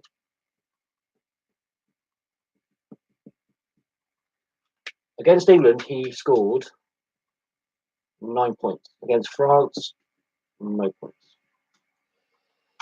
That's part of the problem. But then you've got to look at what happens when Dan Biggar comes on. Wales change. When you get with Dan, that's Anscombe. That's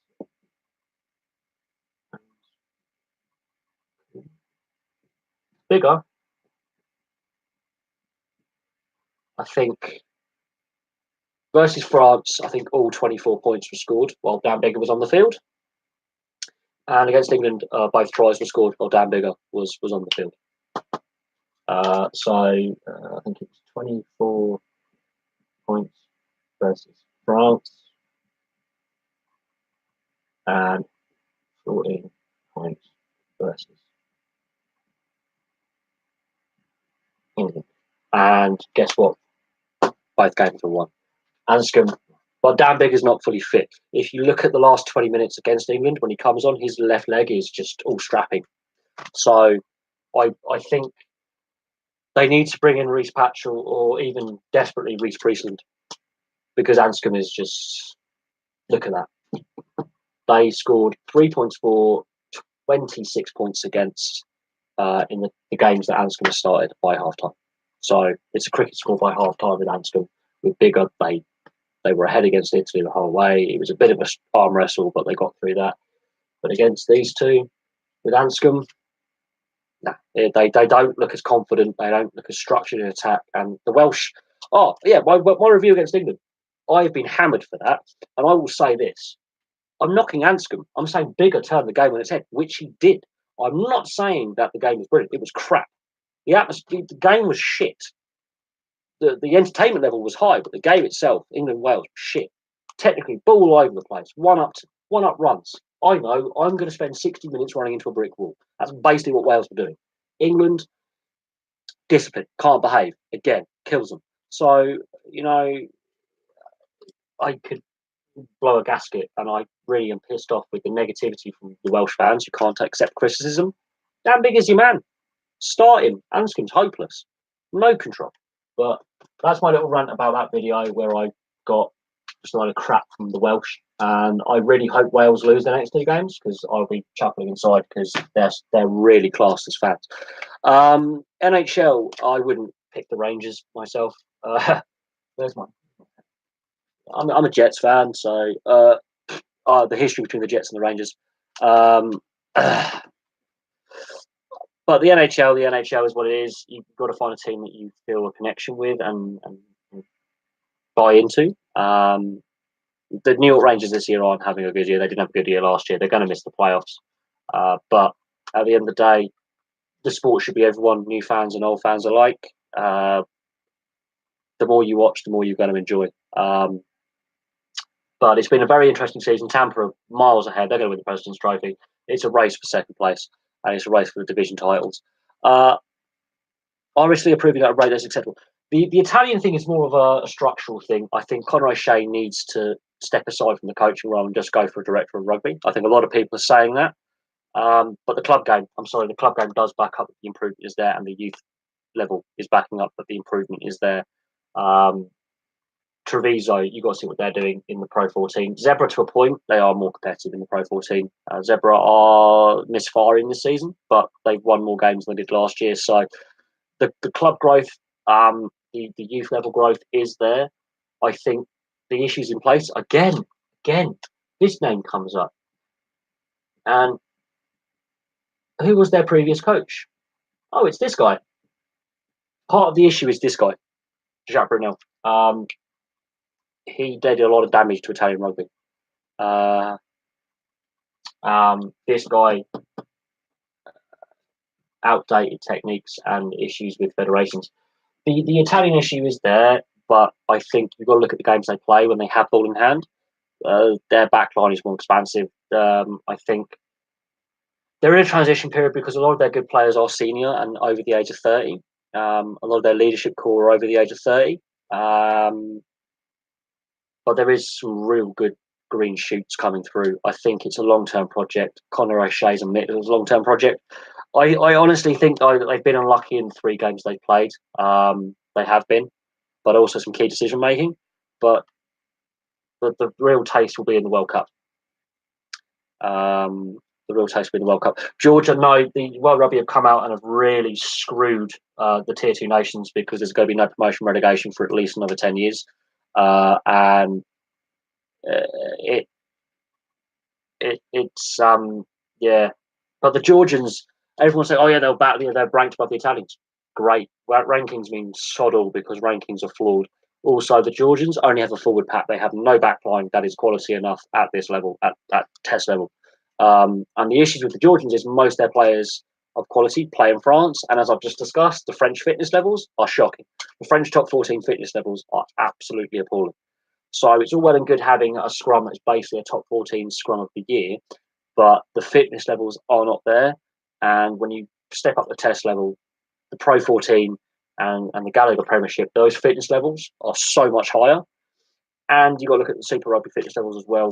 When it comes to the World Cup, there's a reason why Georgia haven't got out the group. They have made massive strides since 2003, but you've got to look at the issues with Georgian rugby. There's an issue of corruption because Georgia is one of the most corrupt countries in the world. And as for a developed country, that's shocking. And the domestic game isn't on the same level as the other European nations that are higher. The Romanians have a better domestic game than the Georgians do, and that's the issue, is getting the domestic game in Georgia up to a standard whereby their best players who then go to the better European leagues. So there's even Georgians playing in the Major League Rugby. So when you get the domestic league to such a high standard that the best players can be easily slotted in, until that back line is to a Six Nations standard, they're not even close. They're not. The Italians are proving they can regularly beat Georgia week in, week out. The Georgians, I don't think, have ever beaten the Italians since 2000. So they're not on the same page yet. The forward pack it's everything else. And there's still a lot of structural issues with finance as well, paying the players. That's why a lot of Georgians have ended up playing for the French national side. If you play for a Tier 1 nation, you're guaranteed $20,000 or £20,000 or €20,000 on appearance. If you play for a Tier 2, Tier 3, you're getting a maximum of 500 quid. So revenue sharing is another thing that they're not paid enough. Plus the travel distances. Look where Georgia is. Look where Tbilisi is compared to the other European capitals. That is a lot of travel. That's a 4-hour flight. And the timings will be all off. And the kickoff times for the main European audience will be at a stupid time of day. So it's a hot topic. But if you are going to have a tier 2 competition that Georgia are in, World Rugby needs to give more centralised funding to the other teams. Like Romania, historically, are better at rugby. Recent years, it's not been the case, but Romania historically are better than Georgia until recently. But Georgia are having the same issues that Italy had in the 80s and the 90s, getting admitted to the 5 nations, now becoming the 6 nations. The risk is the Georgians, much like the Italians, peak around this World Cup. They get admitted, and then they're even worse than the Italians. And that is the massive, massive risk. And Italy had the same battles for 20 years. And the best Italian sides were in the 80s and the 90s. And by the time they got to the 6 nations, they had peaked. They were still competitive enough for the first, I would say, 5-6 years, and then it's been a bit more difficult since then. But this is the issues going forward that World Rugby needs to wake up, because these tier 2 nations want to improve both their international game and their domestic club game, and World Rugby isn't helping them. The reason why you probably like watching the NHL but not British ice hockey is the intensity and quality level. The NHL is the best league in the world. I think it's evolving as a league faster, and the style of play is evolving quicker than I think people would like. But the NHL is the best league in the world. British ice hockey is more grunt physicality than skill. Best way to describe it. But at the same time, it's a lower level. It's a lower intensity. It's a lower fitness level. It's a lower skill level. But they're still professional at the top level in the elite league. You should still go down and give them some support, because at the end of the day, the clubs, the game needs that kind of support. Well, they do have a team in Super Rugby, and that will make it 5 nations for the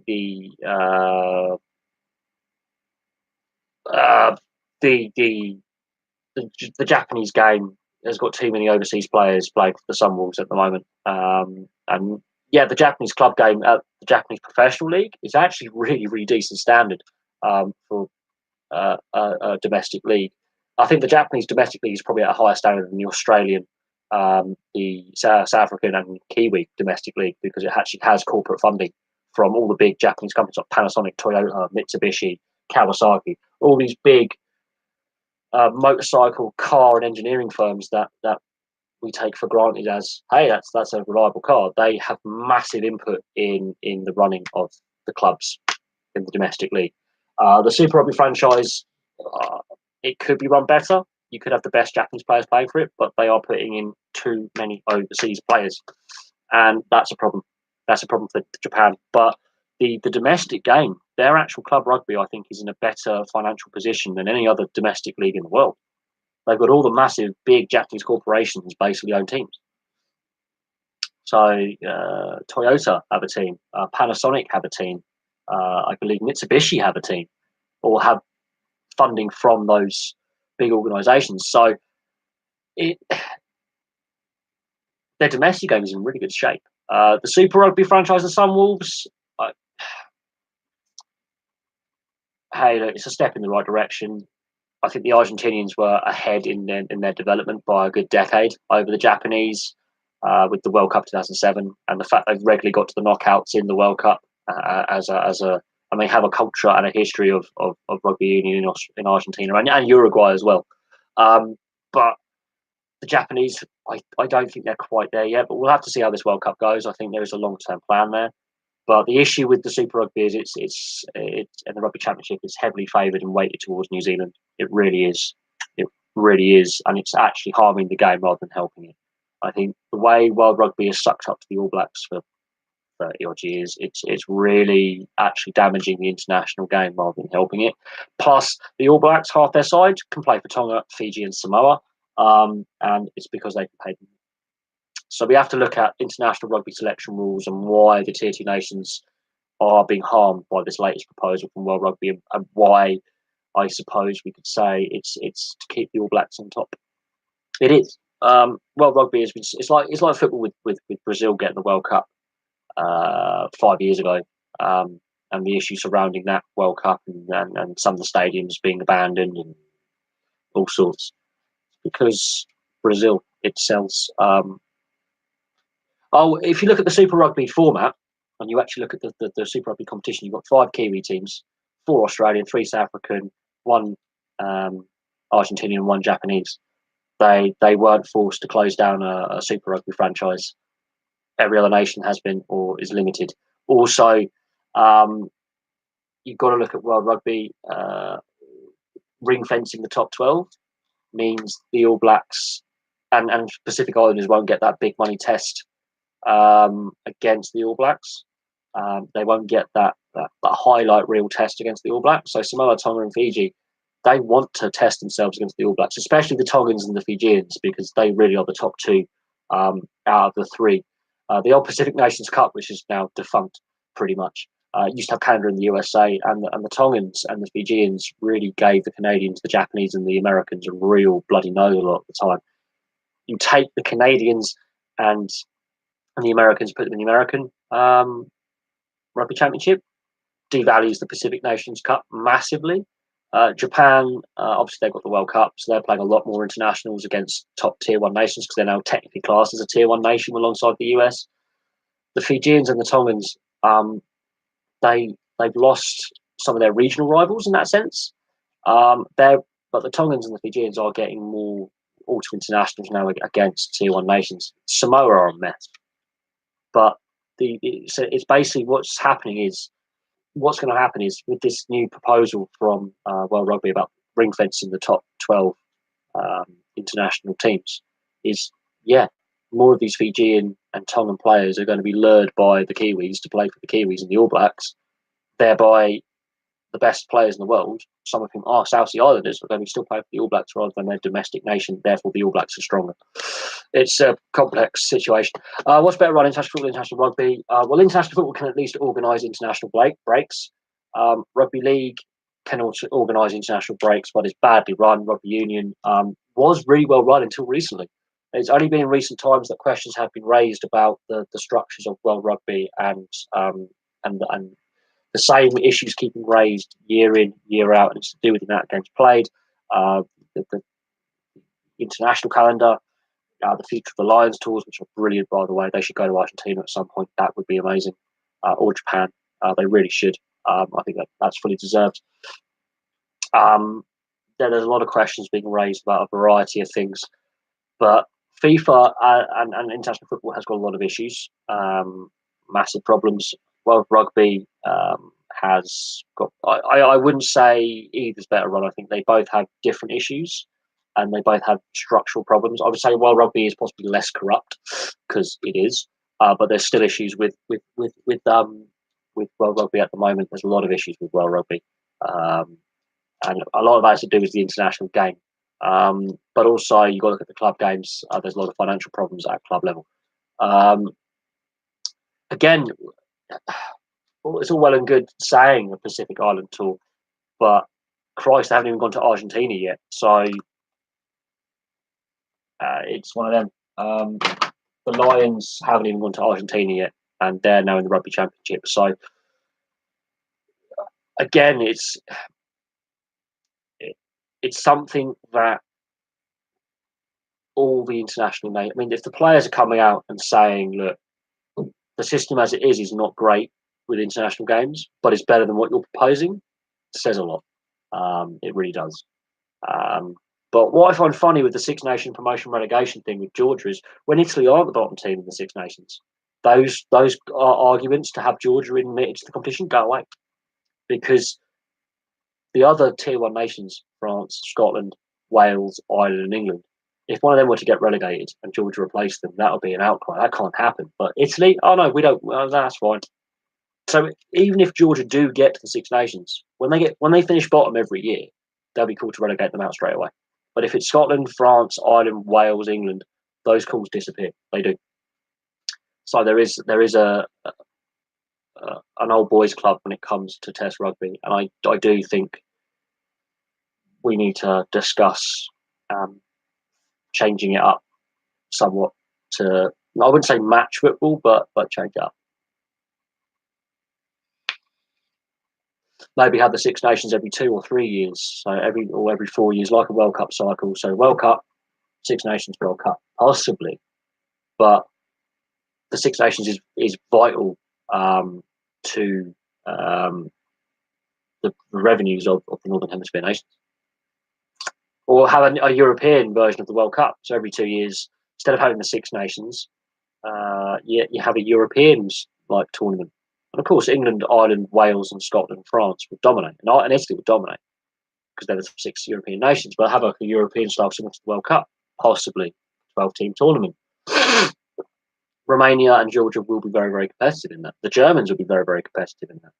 But that's the options that are about, and the Russians would be as well. But that's the options that's available to rejig it, have a Euros style similar to what football has, possibly as a way to rejig it. But again, it doesn't seem like World Rugby wants to go down that route. They want to keep the Rugby Championship and Six Nations as they are, and fiddle with the summer tests and the autumn tests, which again doesn't really help grow the game at tier 2 level and below.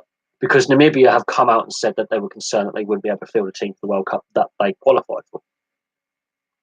Actually, no, the Germans have a very good rugby union side. They came very close to qualifying for the World Cup. They were just nudged out by Canada. They weren't that far off. They had to go to a playoff against the Canadians. They're not that far off. The Germans are actually getting a lot better.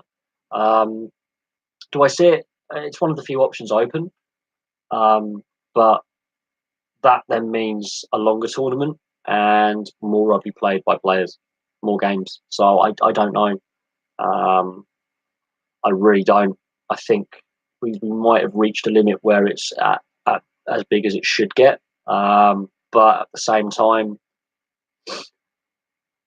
looking how football's gone and brought in this UEFA Nations League, which no one can watch because it's on pissing Sky. I don't know. I don't know. I can see anyone else. I can see the All Blacks losing. They're not as good as they were. The All Blacks, I think, have peaked. I think Ireland have peaked as well. I think this World Cup could be a surprise. I think we could have a surprise in this World Cup. I think Ireland and the All Blacks have wobbled in the last 6 months. I think there is an opportunity for a dark horse to get in there. It's not going to be the Australians. The Australians are really bad at the moment. The South Africans are in a rebuild mode still. The Argentinians could spring a surprise. No, not England. England, with the way they are, their discipline is shocking. The penalty count is in the low 20s.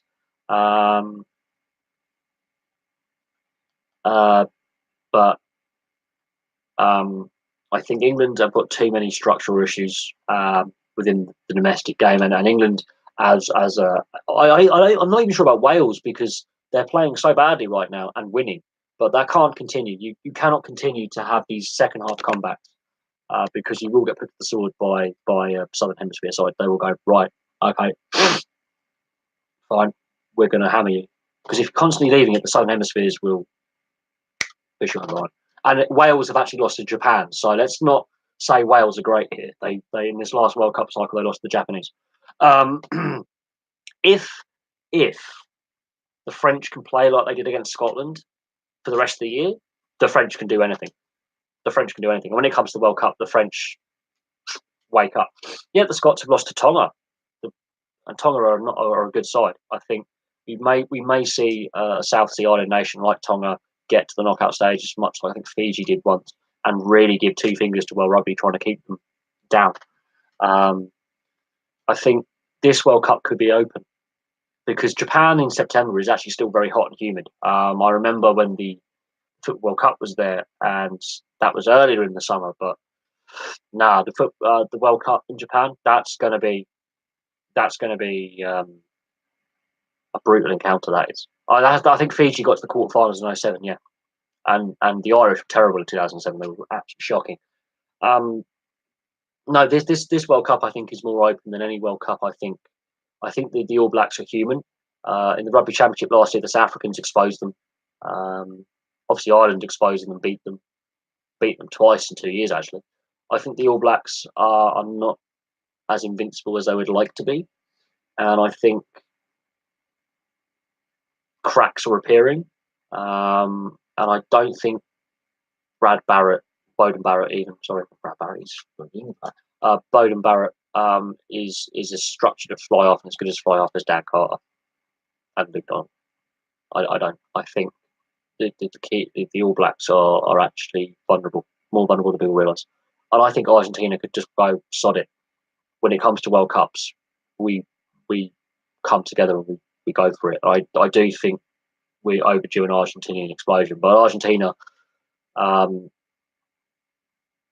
fact they've only got one professional side in the Jaguares means a lot of their players are going back to Europe to play. And I think they need to look at that and go, is Super Rugby really working for Argentina? Because I don't think Super Rugby's working. I think Super Rugby is a complete mess on the structural side of it. We've seen 2 South African teams go to the Pro League. We've seen 1 Australian team go into business. Yet there's still 5 New Zealand teams of a population of 3-4 million people. It makes no sense. I really think that they've unbalanced Super Rugby to the point where actually Super Rugby favours the Kiwis as well as the test side of things. I'm really surprised that we've gone down this rugby path, but it is interesting because I think Ireland have had a wobble. And okay, they've responded in the last 2 games. They've responded, but they're not playing as well. They're not playing as well. Plain simple. The All Blacks have wobbled, and they're looking human. I think we could see the All Blacks of the 90s and the early 2000s where they promised so much and fell apart in key games. There's a reason why 91 through to 2007 they fell apart in the knockout stages. I think it would be, I think it would be great, but I don't know is the answer. I think this Rugby World Cup is now more open than what I thought it would be 3 months ago. I really do. I think Ireland, admittedly, Ireland have got a lot of injuries and some players aren't playing fully fit. If France do that I don't think has actually been done, where both football and rugby union are held at the same time. Never been done. Rugby league and rugby union, I think, has been done by Australia and New Zealand. They've both held it at the same time. So it's going to be interesting, but that could be a very interesting double, considering what's happening in France right now with all the social upheaval and issues there. That might be something that could heal this nation, but it's weird. I would say it's definitely one of the hardest to predict. Yes, I would say 2007 as well was quite an open World Cup in France. That was very open. And the French losing twice to the Argentinians in the opening game, and then the semi-final or quarter-final, whatever it was or the third place playoff was quite apt. That was Argentina's coming of age in the World Cup. I think, this could be alongside 2007. Absolutely one of the most open. Absolutely, yeah.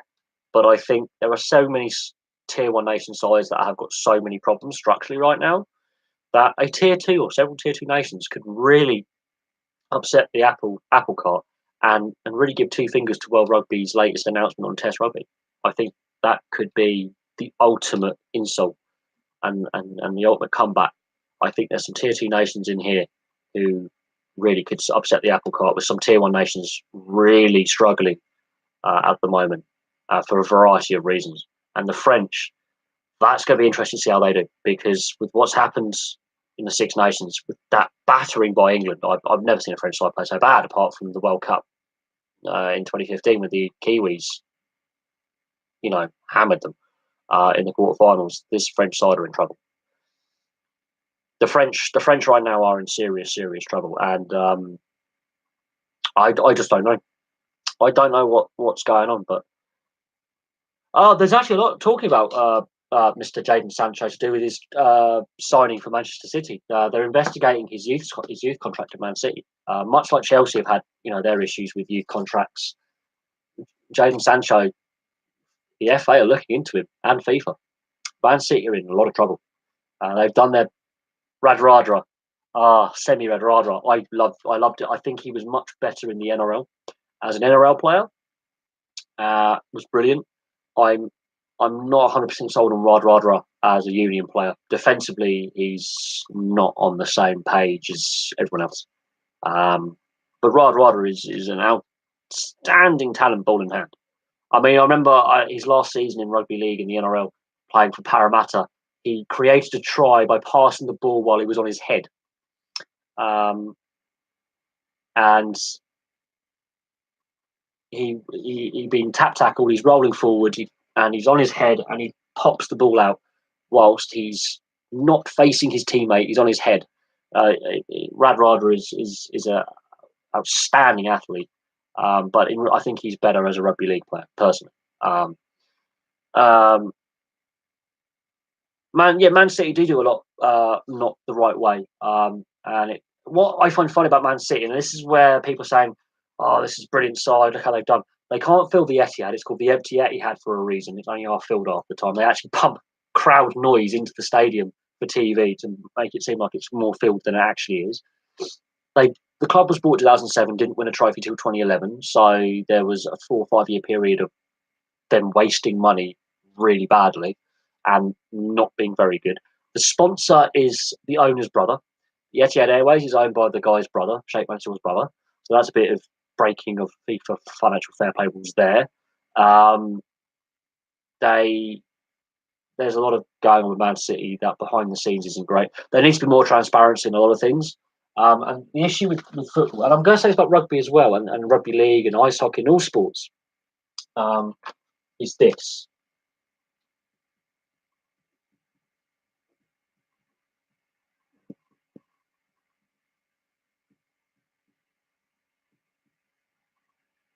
There needs to be more of that financial transparency. But seriously, Hornet, I will say this: financial transparency, and I will say this about Man City. They've not been very financially transparent with something called these guys, agents. And with the Salah, Emiliano Salah, it's so terrible what happened to him. But there's 4 agents involved with the Salah transfer. 4 agents. And there's a lot of murky world where Salah didn't want to leave Nantes. He wanted to stay at Nantes. He did. And these agents blagged to Cardiff that he was available. He didn't want to leave. He didn't want to leave Nantes. He was part of that community. He felt welcomed by the community in Nantes in Brittany. He was very humble. He didn't want to leave. And agents, 4 of them, really, that deal should never have taken place. And it's a murky deal. I'm uncomfortable with the fact that Nantes are now asking for the money, the 19 million. The guy's dead. You don't own his rights anymore. He's buried. They found his body. That is a family grieve in peace. And the family said that was very disgusting by all the parties involved. And I feel that, financial transparency, agents' fees, we can discuss football salaries as well. I'm going to discuss football salaries in a minute if you want me to. Oh, yeah, no, Man City have this unlimited money, but it's a tax write-off. Because their owner is not a British citizen. He's a Dubai citizen. So it's a tax write-off. It is a it's a tax write-off. And there needs to be far more transparency when it comes to football transfers, salaries, bonuses, agents' fees. Sanchez. It varies source to source. It varies, but he's like what I've worked out with Sanchez's salary, right? Okay, right. NHL. Now, NHL is my favourite league, my favourite sport. Okay, the top salary per year is this is in US dollars because obviously even the Canadian teams pay their players in US dollars. Is around 12.8 a year. That's the top salary in the NHL. Top a year. Now I've worked out that Aaron Ramsey from next season, when he's earning £400,000 a week, will be earning more than that. Right, you sir, go away. Sorry, we had a guy whose name was similar to a lady's personal past. If we said quickly, it sounds like something else. So I'm not going to get that because I will get banned on YouTube. But the NHL, that is the highest salary. The average is around 2.6 per year, dollars. That's the average salary. That is the average salary in the NHL. Now, if you break that down, so that's the average. If we're talking 500k a week, calculator. I'm going to do this by maths because I really can't be bothered to work out. We want planet. No, we don't want planet. We want calculator. So we want calculator. So I'm going to do it by 0.5 because that's half. By 0.5 by 52 because there's 52 weeks in a year. So the NHL, 12.8 million. Yeah, the highest salary. Sanchez. You want to know how much Sanchez is on?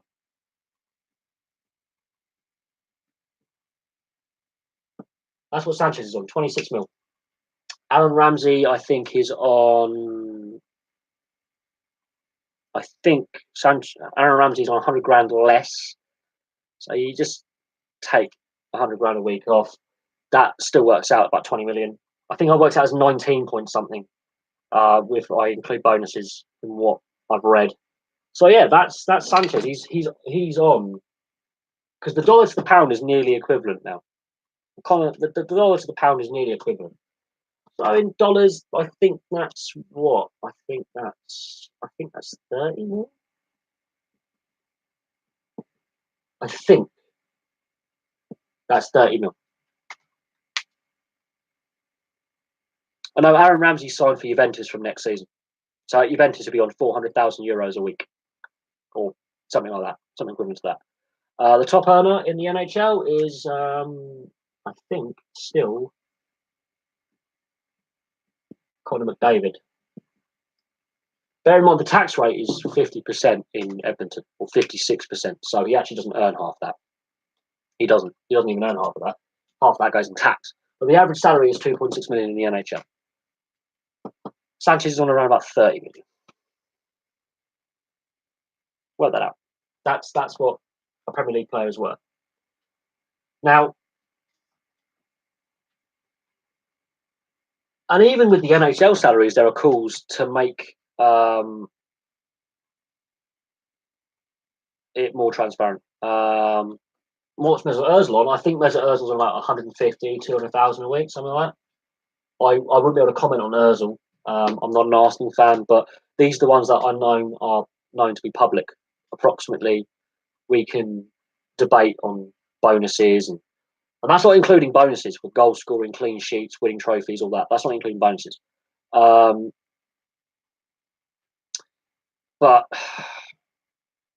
that's the state of football, how much they're overpaid. No, Rangers Celtic, you put them out of the Scottish League, you kill Scottish football. That's been discussed 25 years ago and was thrown out as insane. Belgium and Holland joined together, won't work. The French Belgians, the Walloons will not support that. They will riot all the time. So Standard Liège, they will become violent. And RC Mons, they will not support that. Scottish English League, combining that, be killer. Transport costs would kill them. I'm just putting it out there. Rangers and Celtic, you take Rangers and Celtic out of Scottish football, you've just killed Scottish football. I was talking about the Walloon in Belgium, non c'est les Français. Oh. Even though southern Belgium is basically France. You can blame, Louis the Sun King for all that and Napoleon, but well, that's another day. No, the taking Rangers and Celtic, this has been debated before. I've got a lot of Rangers and Celtic fans who are subscribers to the channel, even they don't want it to happen. No, Rangers and Celtic would not even be Premier League teams. They'll be but the difference between American teams and English teams is one, American teams, their franchise, so the league technically owns them, and two, the revenues are bigger. The poorest NBA team, the Memphis Grizzlies, are worth $1 billion. You've got to work out Bigger country, bigger fan bases, bigger population. The UK's population is not even a third of that of the US's. I think it's a fifth of the US's population is the UK population.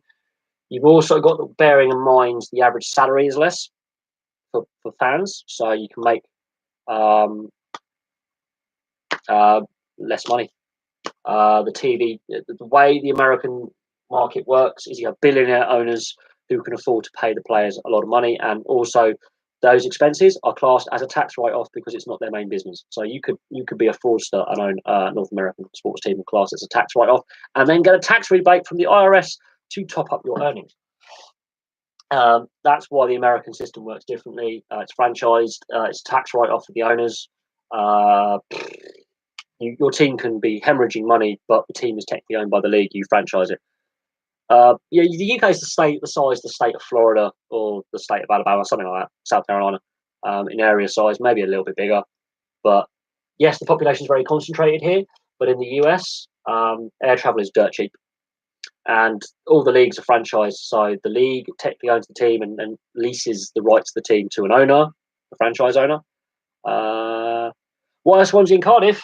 Because 10 teams agreed to join the FA in protest of the Welsh FA. So Wrexham, Newport, and there's 6 other teams.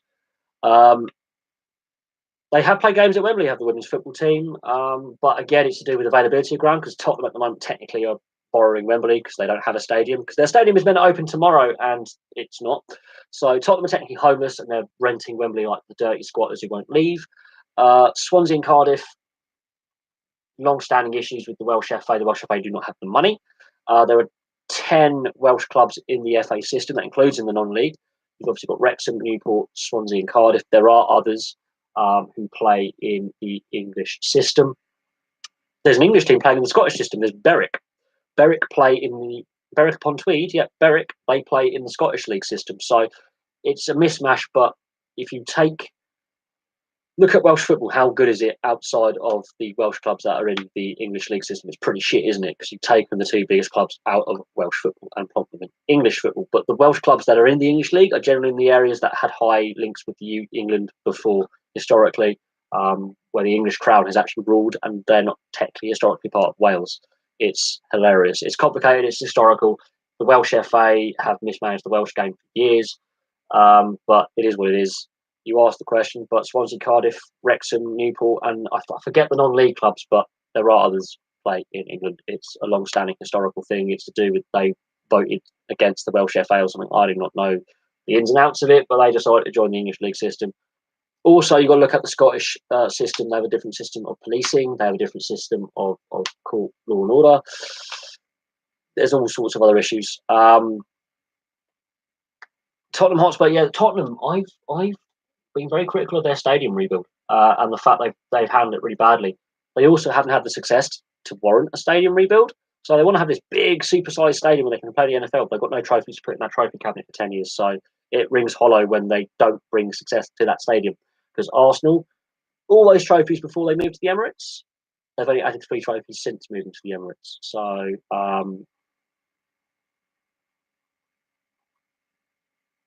it is what it is. I think Tottenham Stadium, I think it looks hideous, to be brutally honest. I really do.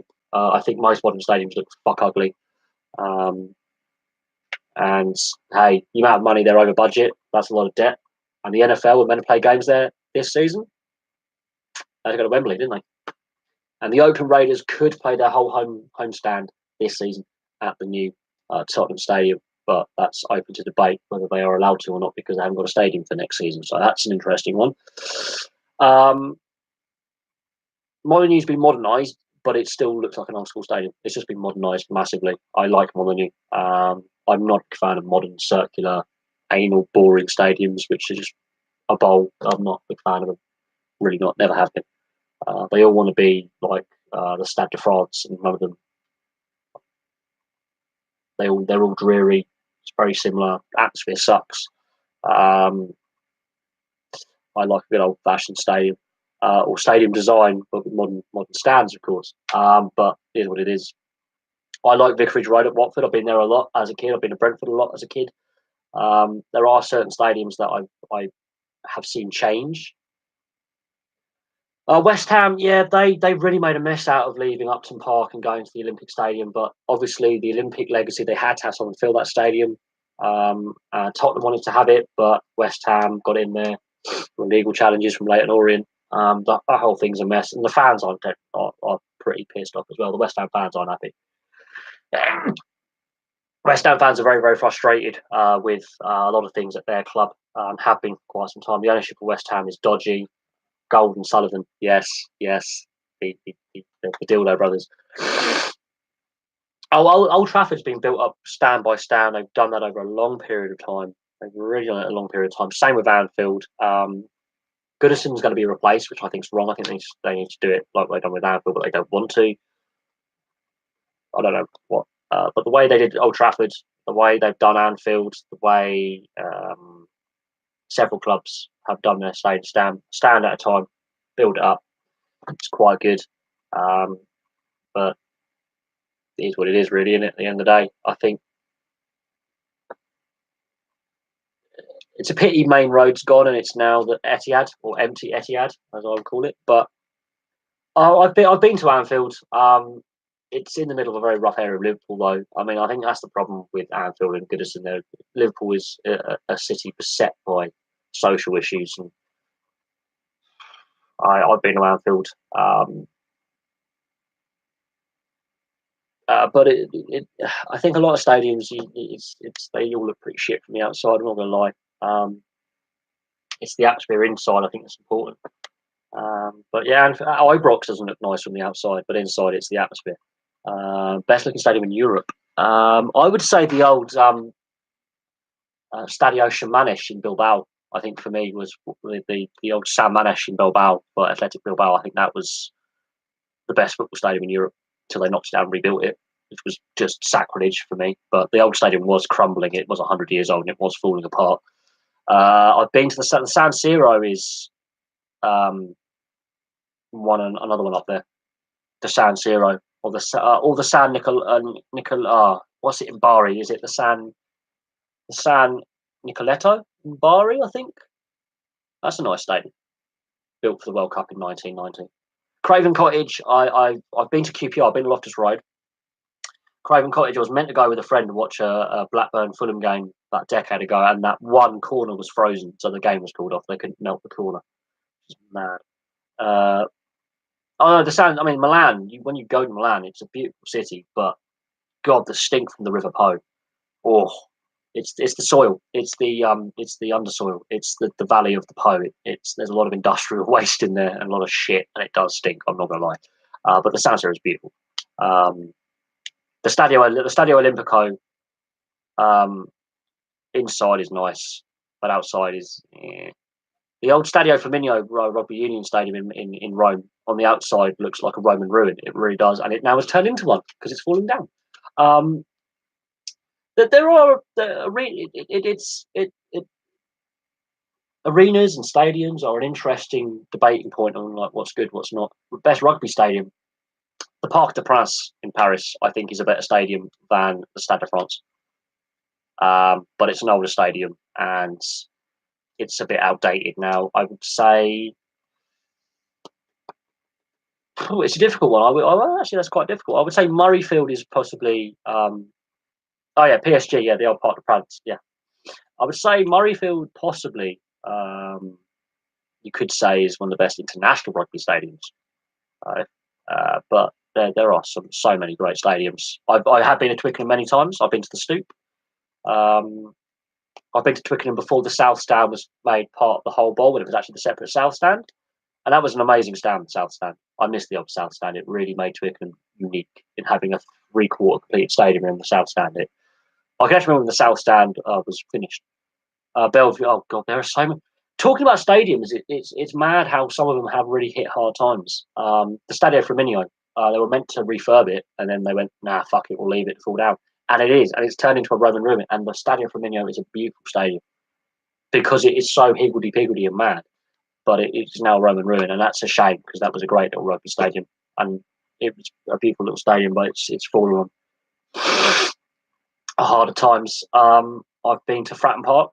I've been to a lot of stadiums. I've been to a lot of grounds up and around the country. And it it doesn't really bother me as long as there is an atmosphere in there and the fans enjoy going. I think that's the important thing. If you have a soulless stadium, you don't get that atmosphere. Without the atmosphere, you don't have necessarily as great as experience. But I've been at Twickenham when it's packed. Um, Wakefield Trinity Wildcats. God, their stadium, Jesus, it's terrible. Oh, Wakefield Stadium is horrible. The Bradford Bull Stadium was pretty shocking as well. It was on a speedway track. That was shocking as well. The old mud bank. There are some stadiums that are really, really bad, and there are some that are really, really good. But it's an interesting debate that we've got into stadiums now. But the Parc des Princes is the PSG stadium. Racing play there as well.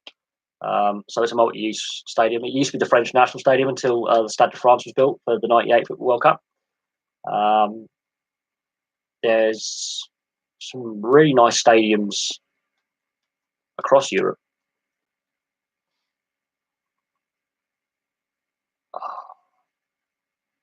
Uh, Manchester. I mean, there are a lot of good indoor arenas as well.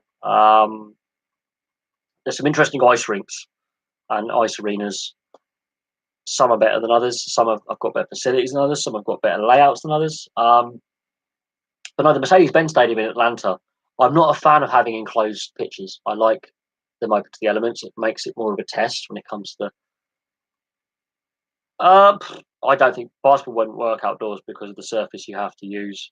But it does because you've got basketball courts. But I don't know. I think basketball is one of those sports that I don't like hockey. I don't like ice hockey being played in the stadium series. I really don't like that because you're so far from the pissing game. And the weather, when it's -20 plus, you can risk those players getting hypothermia and dropping dead. So especially the goalies on the bench, the backup goalie, die. I'm not a fan of the outdoor games. It's a money making scheme by the NHL. I'm not a fan of it. That's my personal opinion on that. But other fans have a different opinion, and that's completely fair and open to have. But I'm not a fan of the outdoor games for the NHL. Really not. Really not. But that is what it is at the end of the day. The issue is the ice can melt if it's too warm, and if it's too cold, fans will freeze to death. So they have to be very, very careful because the winter that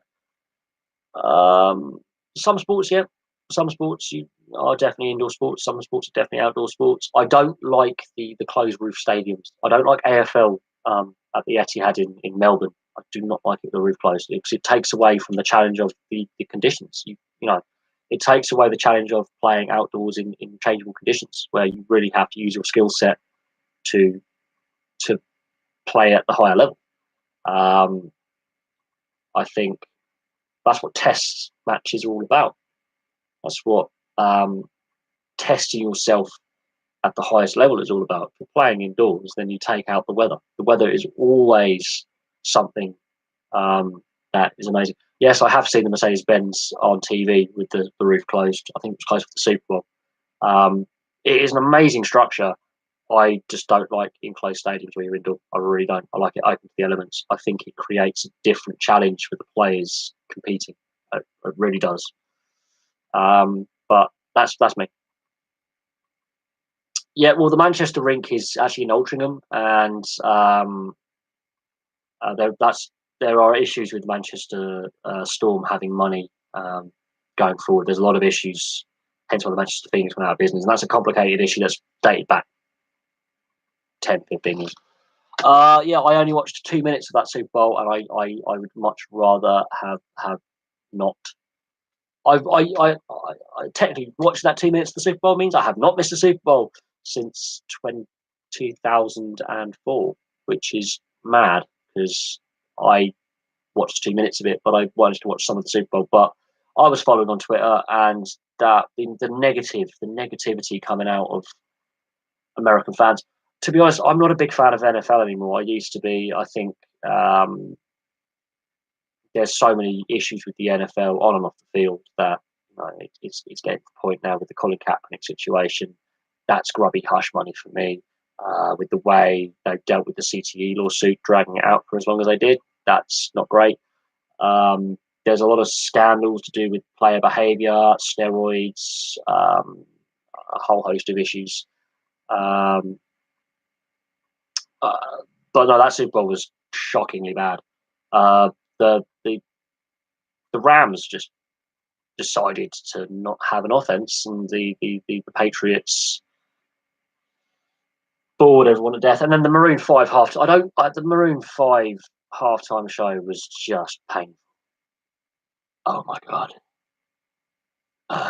No, I'm kind of glad I was actually watching motocross on Free Sports. I have no idea why I would want to do that to myself ever again. I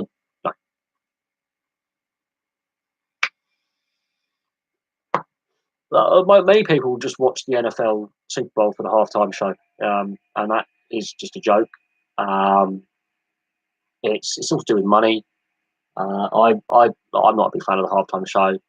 I mean, Justin Timberlake's halftime show I think was tasteful. It was well done, but there was a lot of controversy going into this Super Bowl about the halftime show to do with the Black Solidarity movement and police brutality and Maroon Five. Oh God, ah, just stop now. No, I no. I've been slowly switching off more and more from the NFL as each season passes. I'm less into it than I was, um, and but that's well. Here's the thing: when you look at Spanish sport, that's actually they're all sporting clubs. So when you have Barcelona and Real Madrid, they also do have a cycling, a tennis, a basketball, a badminton. They're multi-use sports clubs. It's a very Latin thing. They do a lot in South America. They do it in Italy as well. It's a very Latino kind of thing where the sports club is a social thing for the whole community. And it just so happens it's a European thing. It's the same in Scandinavia where they have multi-purpose sports clubs where the main sport is ice hockey or whatever it may be.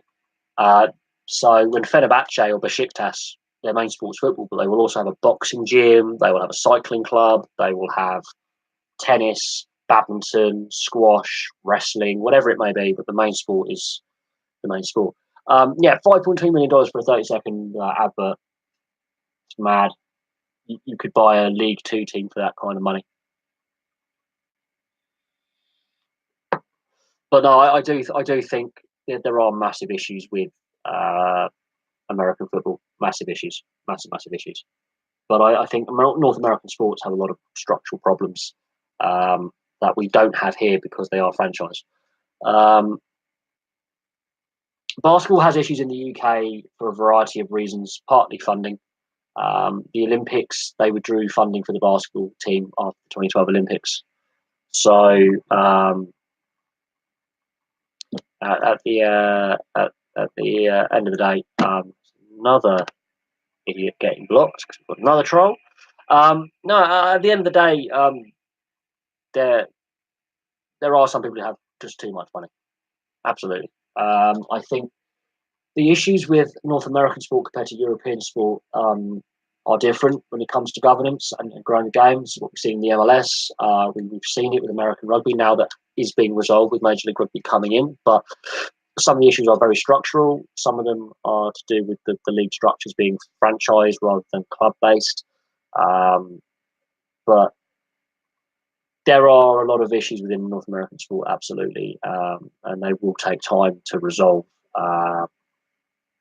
The European issues with sport, it again comes down to money, and the bigger issue is, and I've said this earlier, is this.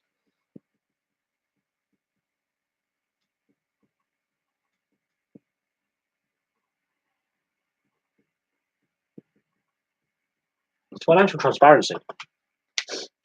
We need to have more financial transparency in sport across the board because there's some people who really should not be owners of sports teams, and there are some people funding sport who really shouldn't.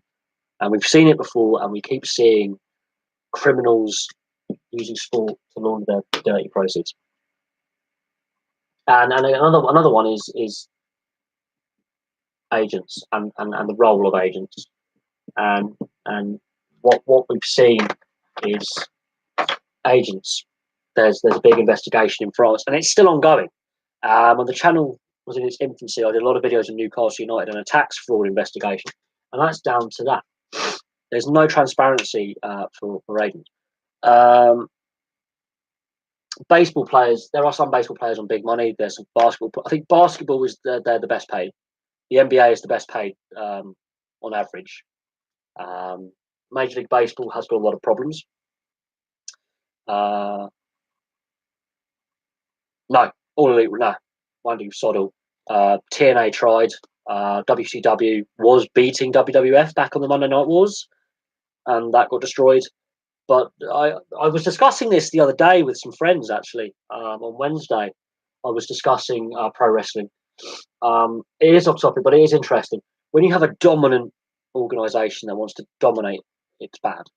But I think wrestling as a thing, as sports entertainment,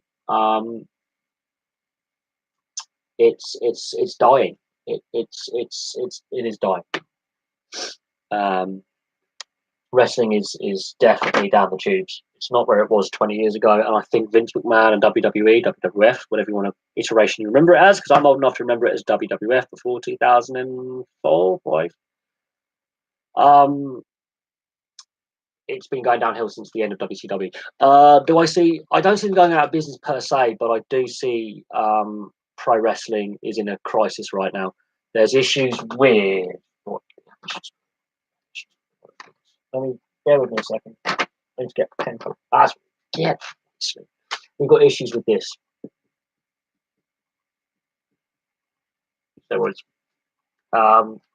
This has been going on 30 years, 30, 40 years. And the amount of wrestlers who have died young, it's terrifying. It is actually terrifying. The amount of wrestlers who have died young is scary.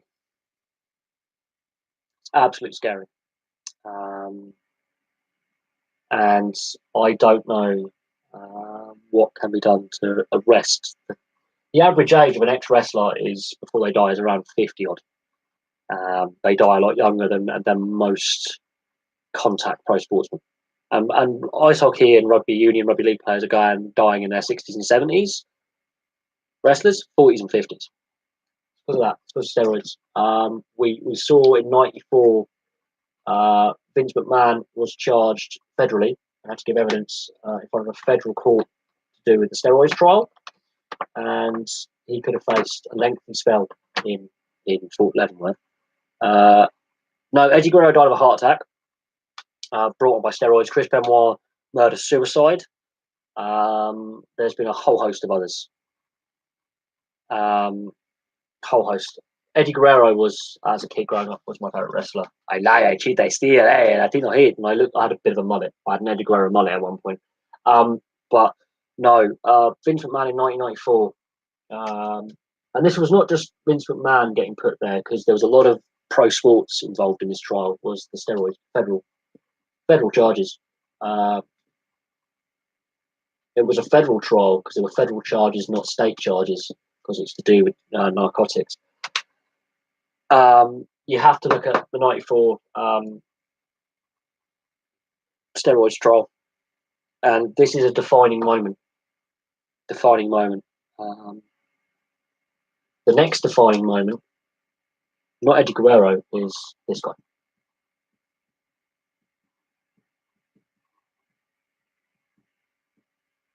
That guy. So, yeah, these are two key defining moments, which for me, I was too young to really know what steroids were and what was going on, but this, I was 17, I was at college. One of my best mates, she's a big wrestling fan. She's also been involved in the independent scene here in the UK. Her partner at the time, another friend of mine, was an independent wrestler.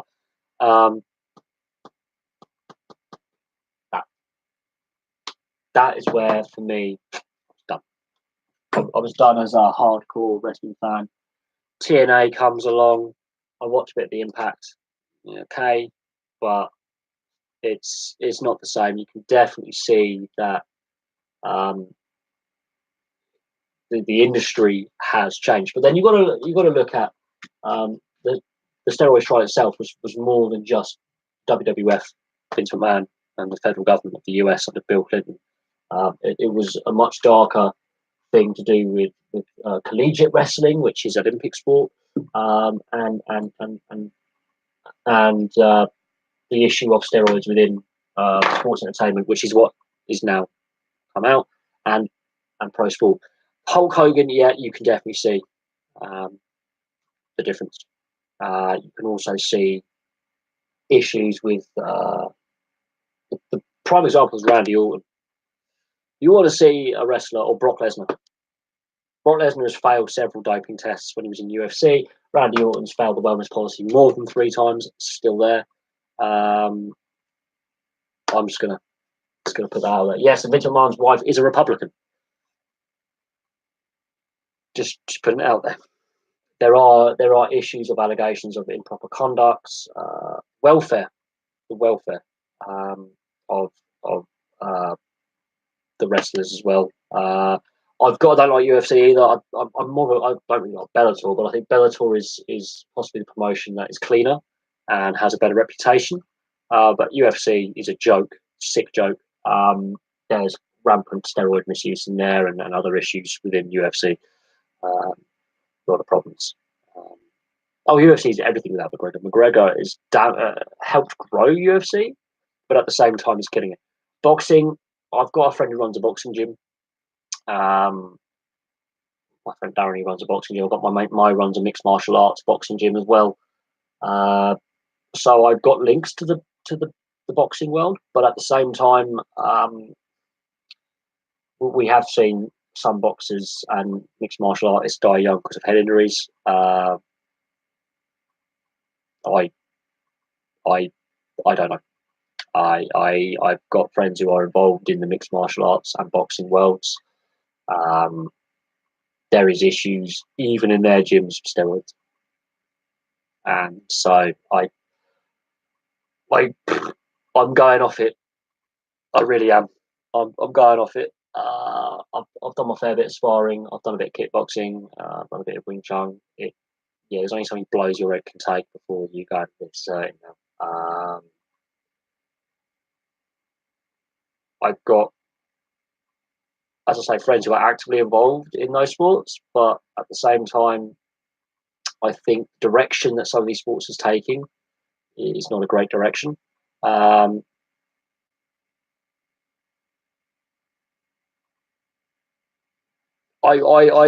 me, I'm more of a team sports guy anyway. It's what I grew up playing is rugby, football, cricket, and field hockey. So I'm more of a team sports guy, really, as a sportsman. But I've done a fair bit.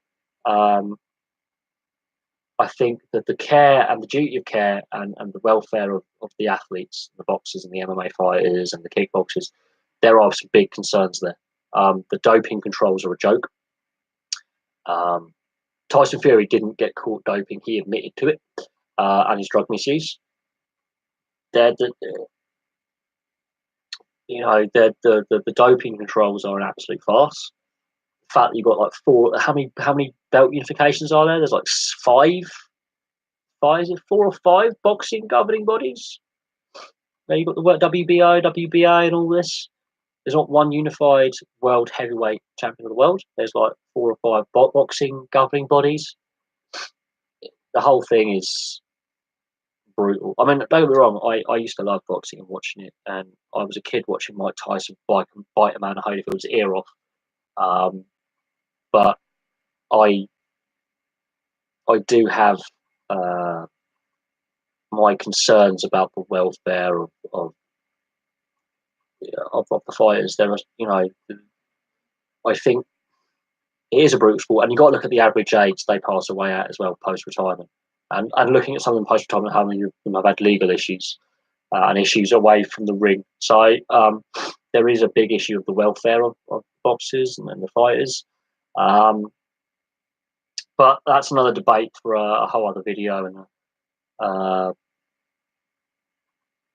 think that's chronic when you've got WBA, WBO, WBC, IBF. I think they really need to have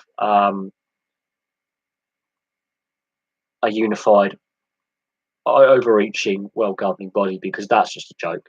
The fact you've got all them, but it is what it is. That's the route boxing's gone down. It is what it is. But we could discuss boxing on a different video or a different podcast or whatever it may be. But I've really switched off boxing. I really have. The fact it's relied on the pay-per-view model. Why do I want to pay how much? I can go in the pub and watch it for free and just have a pint. I think the McGregor Mayweather fight has really devalued the sport, made a mockery of it. That really took the piss. I think that really ruined the image of the sport massively. Those gimmick fights, they do nothing to help the sport long term. It just makes a couple of individuals very, very wealthy. That's what it does. And yeah, there are definitely concerns on my end about a lot of things going forward. But there's definitely issues with judges being fixed and matches being thrown, and boxing is one of those sports open for corruption massively. It's the doping tests are a joke, and the anti-corruption in place is laughable. But that's just me being, I think, overly critical and being outside the box. And obviously, I wouldn't say being I think that's me being cynical, considering what's come out about some more mainstream team sports and the issues there with greed and corruption. I think I'm being very cynical, but yeah, the anti-corruption body is hopeless. You've got 4 different governing bodies. There's no unification. The unification only happens when it comes to a fight. There's the anti-doping controls are actually farce. The anti-corruption controls are weak, toothless. So yeah, you can see where my skepticism comes from and my cynicism. I don't like being cynical about things like this, but it's how I feel about how a lot of pro sport at the top level is run. There's a lot of issues there. There's a lot of governance problems. We've seen issues at the Olympics. We've seen issues in regional, like national champions going forward to get on to the big WBA, WBO, WBC, IBF cards. A lot of these gimmicky fights that are a joke. McGregor Mayweather was an absolute joke. I cannot believe people actually paid to watch that crap. And how much they got paid to basically make a joke out of MMA and boxing for an hour was sickening. It did nothing to help the image of either sport. If anything, it just made it look really out of touch, really stupid. It's the same with the Sai versus Paul. What was it? Was it Paul Logan Paul fight, whatever it was, or one of the Paul brothers? That was a joke, absolute joke. Oh yeah, I mean this is where the subscription model and the pay-per-view model I don't like, because it actually reduces participation. It's all a money making scheme. It's full of ads. I've found copious amounts of live streams and VPNs. Mayweather would die inside the octagon. No, I don't want to watch any fight between Sai and Paul. I'd rather watch them both fall into a vat of, like, I don't know, battery acid. I'd rather watch them fall into an acid bath. It completely devalued what the sport was all about. The fact that the Paul brothers, even now, are still making money off YouTube sickens me. And the fact, what's funny? The Sai Paul fight was meant to be broadcast on YouTube. More people watched it illegally on Twitch. Someone rerouted their feed via Twitch. More people watched the KSI Paul fight on Twitch than YouTube, and YouTube was left red-faced. Because, to be honest, it's stupid. The fact that the Paul brothers are still making money off YouTube after all the shit they've caused in the last 2 years sickens me. And it was a. I think the Champions League should be on free-to-air TV, mixed like it was with Sky ITV in the past. We're seeing European rugby club rugby now get on free-to-air, so I'm assuming there's been some pressure put on BT Sport, because BT Sport's coverage is shit. I'm swearing a lot in this live stream because basically the points that are being raised, so frustrating how greedy some of these sports have been and how it hasn't benefited the fan at the end of the day. It's only benefited big corporations, and we're seeing a pushback against that now. If they carry on with this corporate narrative, they're going to lose the fan base, and eventually the sports are going to suffer. So I couldn't really care less about the La Liga rights, to be honest. Yeah, I've been watching it as well. One of the games they chop off the first 6 minutes. I think it was a live feed issue when they originally recorded it. But no, I've been watching it. I mean, I would say, yeah, I'm surprised with the level of quality. It's been good, but there is a massive way to go where they can bridge the gap to the European and Super Rugby competitions. But I think the quality is really good, and I think the fact they're expanding by 3 more teams next year is a positive sign. They are really investing heavily going forward, and they've started off with smaller stadiums. I think they've worked out in the long run they're going to be able to fill a 70,000 seater. Absolutely, they're going to feel like an Atlanta Mercedes-Benz Dome. They will, but where the MLS went wrong and Major League Rugby are going right is they've chosen the right side stadium and they've already chosen locations where the amateur game already had a massive following. And Atlanta, that's a sportsman city, so they've chosen a growing sports market that will buy into anything. They've looked at what the MLS did with Atlanta. 70,000 people are watching this. We could put a rugby team in there and they would watch it. But BBC do have Premier League rights. It's called Match of the Day. That's why they got the FA Cup. ITV have got England's internationals that are home qualifiers, not Nations League, because they put that on Sky. Because let's take advantage of the fan base again.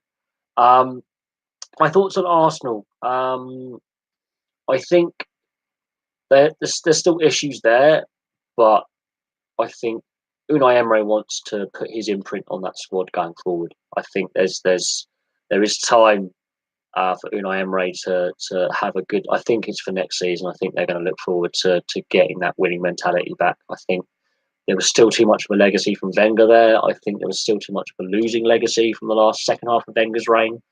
I think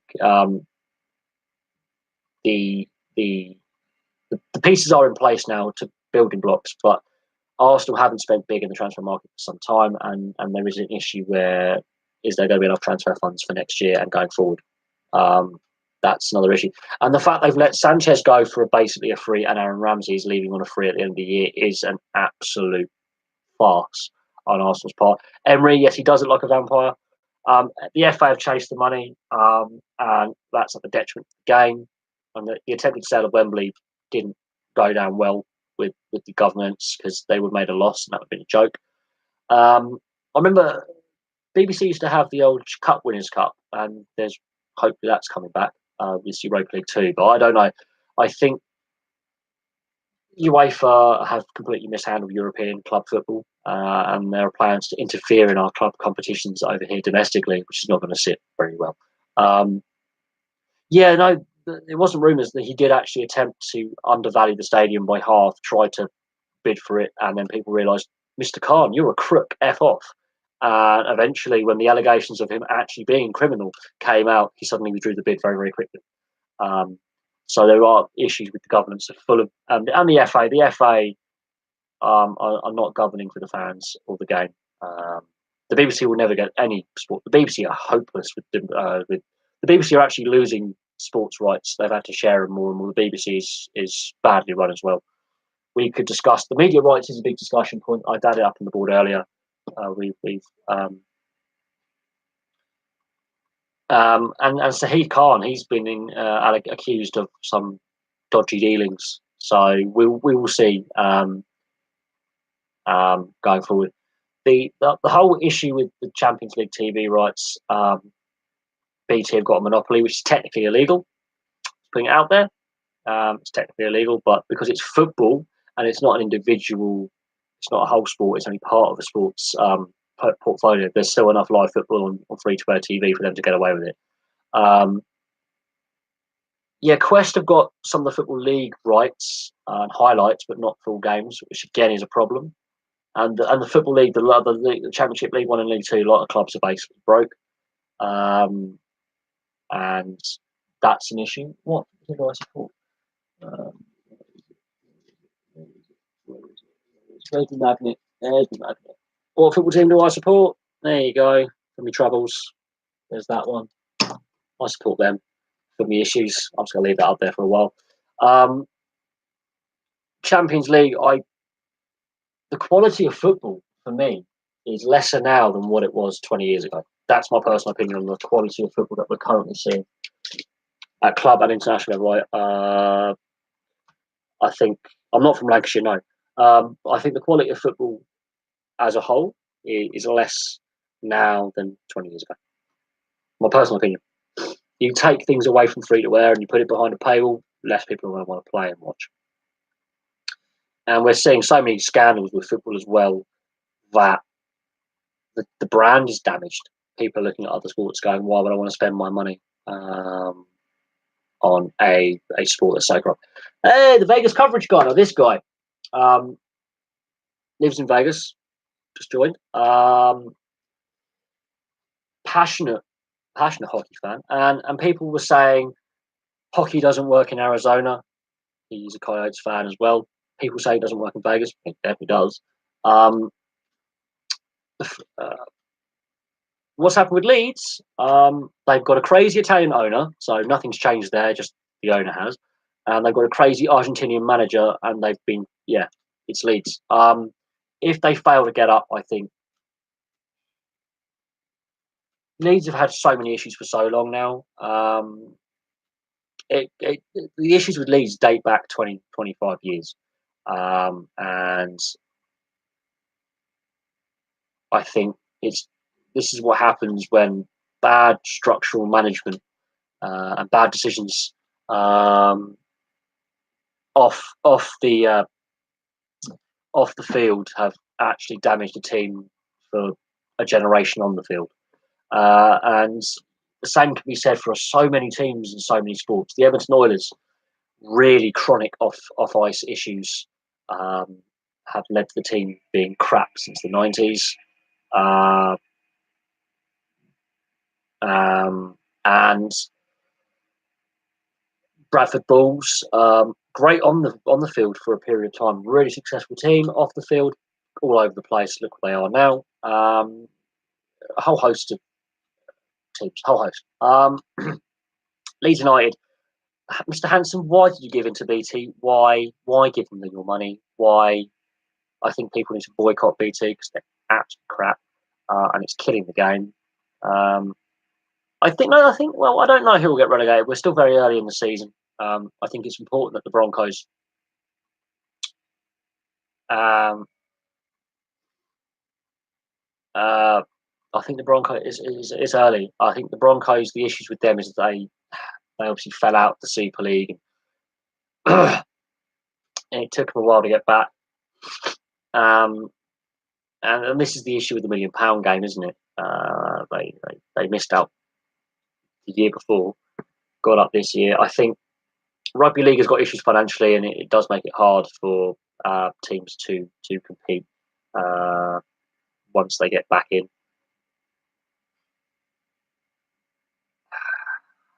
It's a difficult one. I think the Broncos do have an uphill task. It is going to be difficult, but nothing's impossible. Nothing's impossible. I think anything is possible.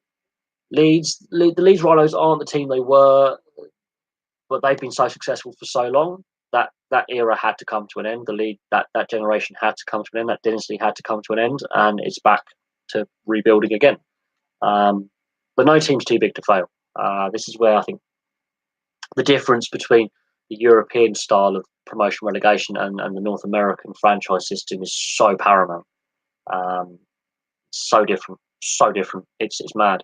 It is mad, the difference between the European style of team sport and the North American style, where the league owns the teams and franchises them out, whereas the clubs are owned by individual owners and the league won't make the rules.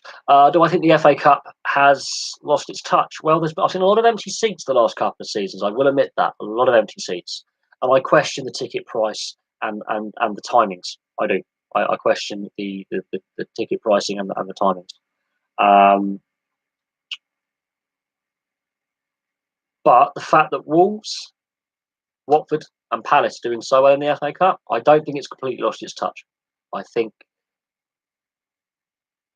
I I think it would be nice. It would be nice if more Premier League teams took it seriously, but I think that the amount of money in the game now, the threat of relegation is makes some owners go, no, you can't compete in this year. I think it's stupid. I think it's a gateway to success. It's a gateway to grow a club. But it is what it is. I wouldn't say people would riot, people with franchises like the Americans do, but it's just the style. It's how European and North American sports are so different. Um, is that the European dynamic is club based, where the community has a say, or a local wealthy owner has a say, and the community is more community based. Whereas over in North America, it's the league that owns the team, and a guy goes, "I want to place a team in this location," and there's no city loyalty. Some franchises have moved multiple times in their history. Others haven't, but many have. So it's a different culture. It's a different style of how to organise a professional league. There's no promotion relegation in North America. Obviously, we have it over here for the most part in most sports, for the most part.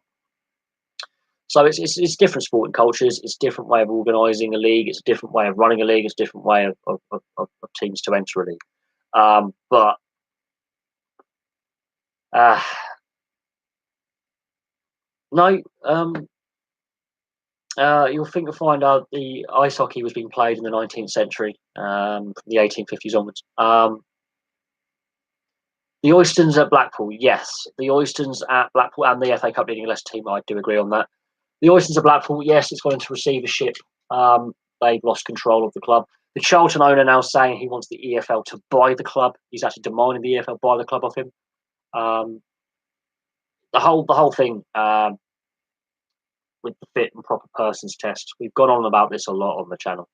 To do with governance and the money and the ticket price and the fit and proper persons test. And I think this sums up the failure of the EFL's rules and the FA's rules. They have failed completely and utterly in governing the game to make sure morons like this cannot own a football club. And I feel so sorry for all those Blackpool fans who've had to go through how long of this mess. I feel sorry for football fans at Charlton. I feel sorry for football fans at Notts County. And it's the state of the game. Money's ruined it utterly. The governance of the game in this country is poor, utterly poor. If I could list the amount of clubs on this board, I would run out of space. I would run out of space. Clubs that have gone out of business, clubs that have had financial irregularities, clubs that have plummeted down the leagues, clubs that have had to be reformed. It's madness. It's utter madness. I think there needs to be more fan involvement, or we need to change the ownership model desperately because it's clearly not working. It's clearly not working as it currently is. Yeah, Blackburn, where we've been managed to owned terribly in the last decade or so. I have not gone to a Blackburn game since the Venky's bought the club. I refuse to. As long as they own that club, I will refuse to go to a game or buy a jersey. I'm not giving them any of my bloody money. I'm not. And it has had an effect on the field. We've had a lot of managers now.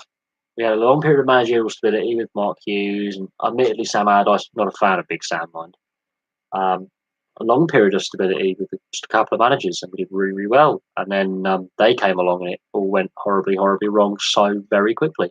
And I do honestly fear, not only for my club, but the future of multitudes of clubs and the game in general and the sport in general. And as long as BT Sport and Sky still have that subscription paywall up, it's going to. I worry about the direction that domestic league football is taken in this country, and the finances of some of the clubs are really hard up.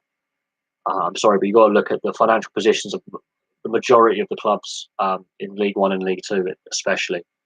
To mess. The top six are not untouchables. They're really not. They're not. They're very touchable. They may have all the money, but not all of them have all the trophies. I think the German model works very, very well. The ticket prices are significantly cheaper, and the clubs are significantly better off in Europe. So I do think the German model is a model we should look at and seriously consider, because I think long term the stability and the long term longevity of the league structure that we have is untenable financially. Too many clubs are going down the toilet, and yeah, Aston Villa have more trophies than Man City. What Man City have done is basically buy the league for 100 years, and it's going to get to the point where people just switch off. When a league becomes uncompetitive, you just look at the Scottish football. When the league becomes uncompetitive, fans will turn off, investment will dry up, and we'll go from there. And Aston Villa are another team that are a product, are a symptom of the situation that has befallen English or British football. I'm going to say British football for the last 25 years, 27 years. It's not what it should be. The wages, the average wages, are sickening. The entitlement some of these players think they have to this money, no. I don't think is right, but it's where the game has got to. It's where the sport has got to over a long period of time, and I don't see it changing now. I can see a continuance of this style of football governance and this style of club ownership in this country, and until there's a big club that fails. And I'm waiting for it to be a Tottenham.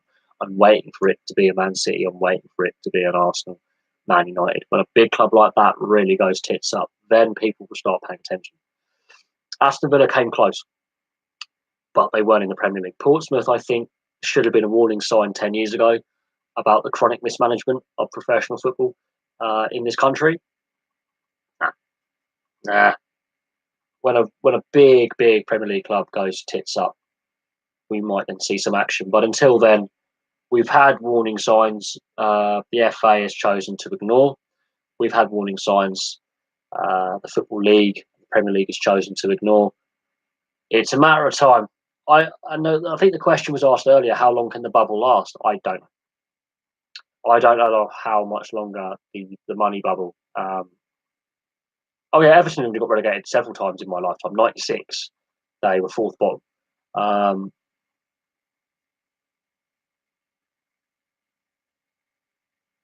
I know Celtic now have that 8-point cushion, but with the departure of Rodgers and the introduction of Lennon in the manager's role, what effect will that have? Will that have a positive or negative on Celtic? We shall see.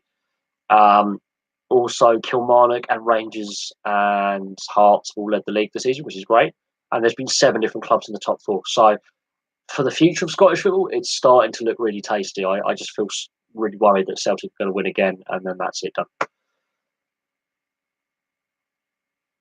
Oh God, yeah. If the bubble, ITV did harm the Premier League in a mild sense, but God, I remember ITV Digital's collapse. Good God, you're going back a good 20 years. Jesus, there is some history on the channel. I remember ITV Sports initial, ITV Digital was complete and utter failure near on 20 years ago, about 15, 16, 17 years ago. That impact is still being felt. That bubble's got to burst. Has to. Comcast now owns Sky. Murdoch has no control over it anymore. God. And I will. I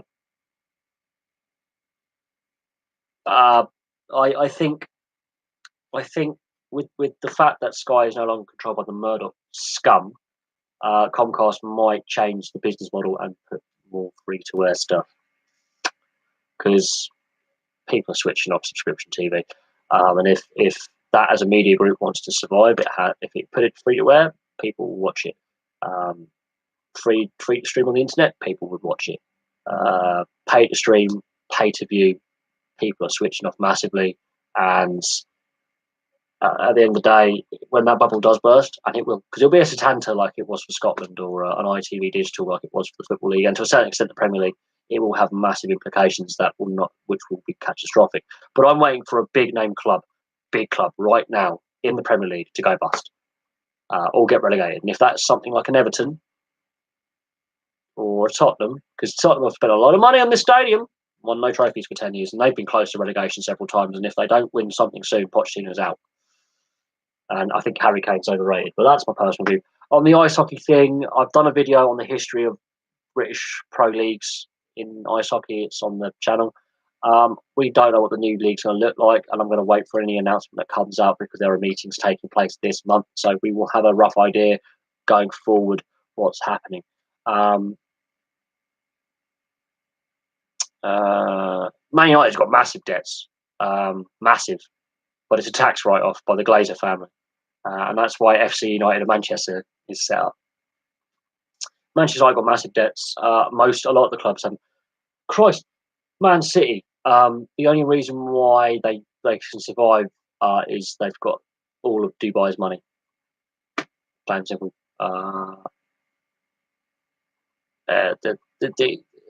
It's unsustainable. I'm waiting for the implosion,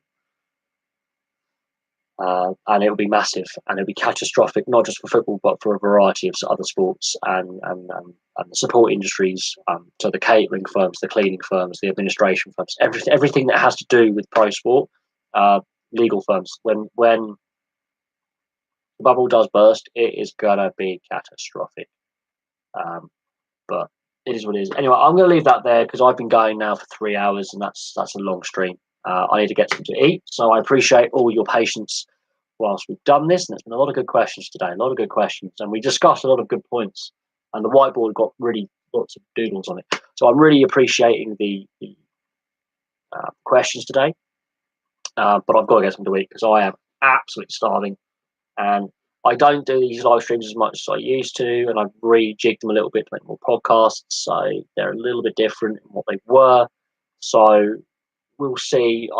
We'll see what happens going forward, because the podcast seemed to be popular amongst the subscribers, so I brought them back in the live stream form.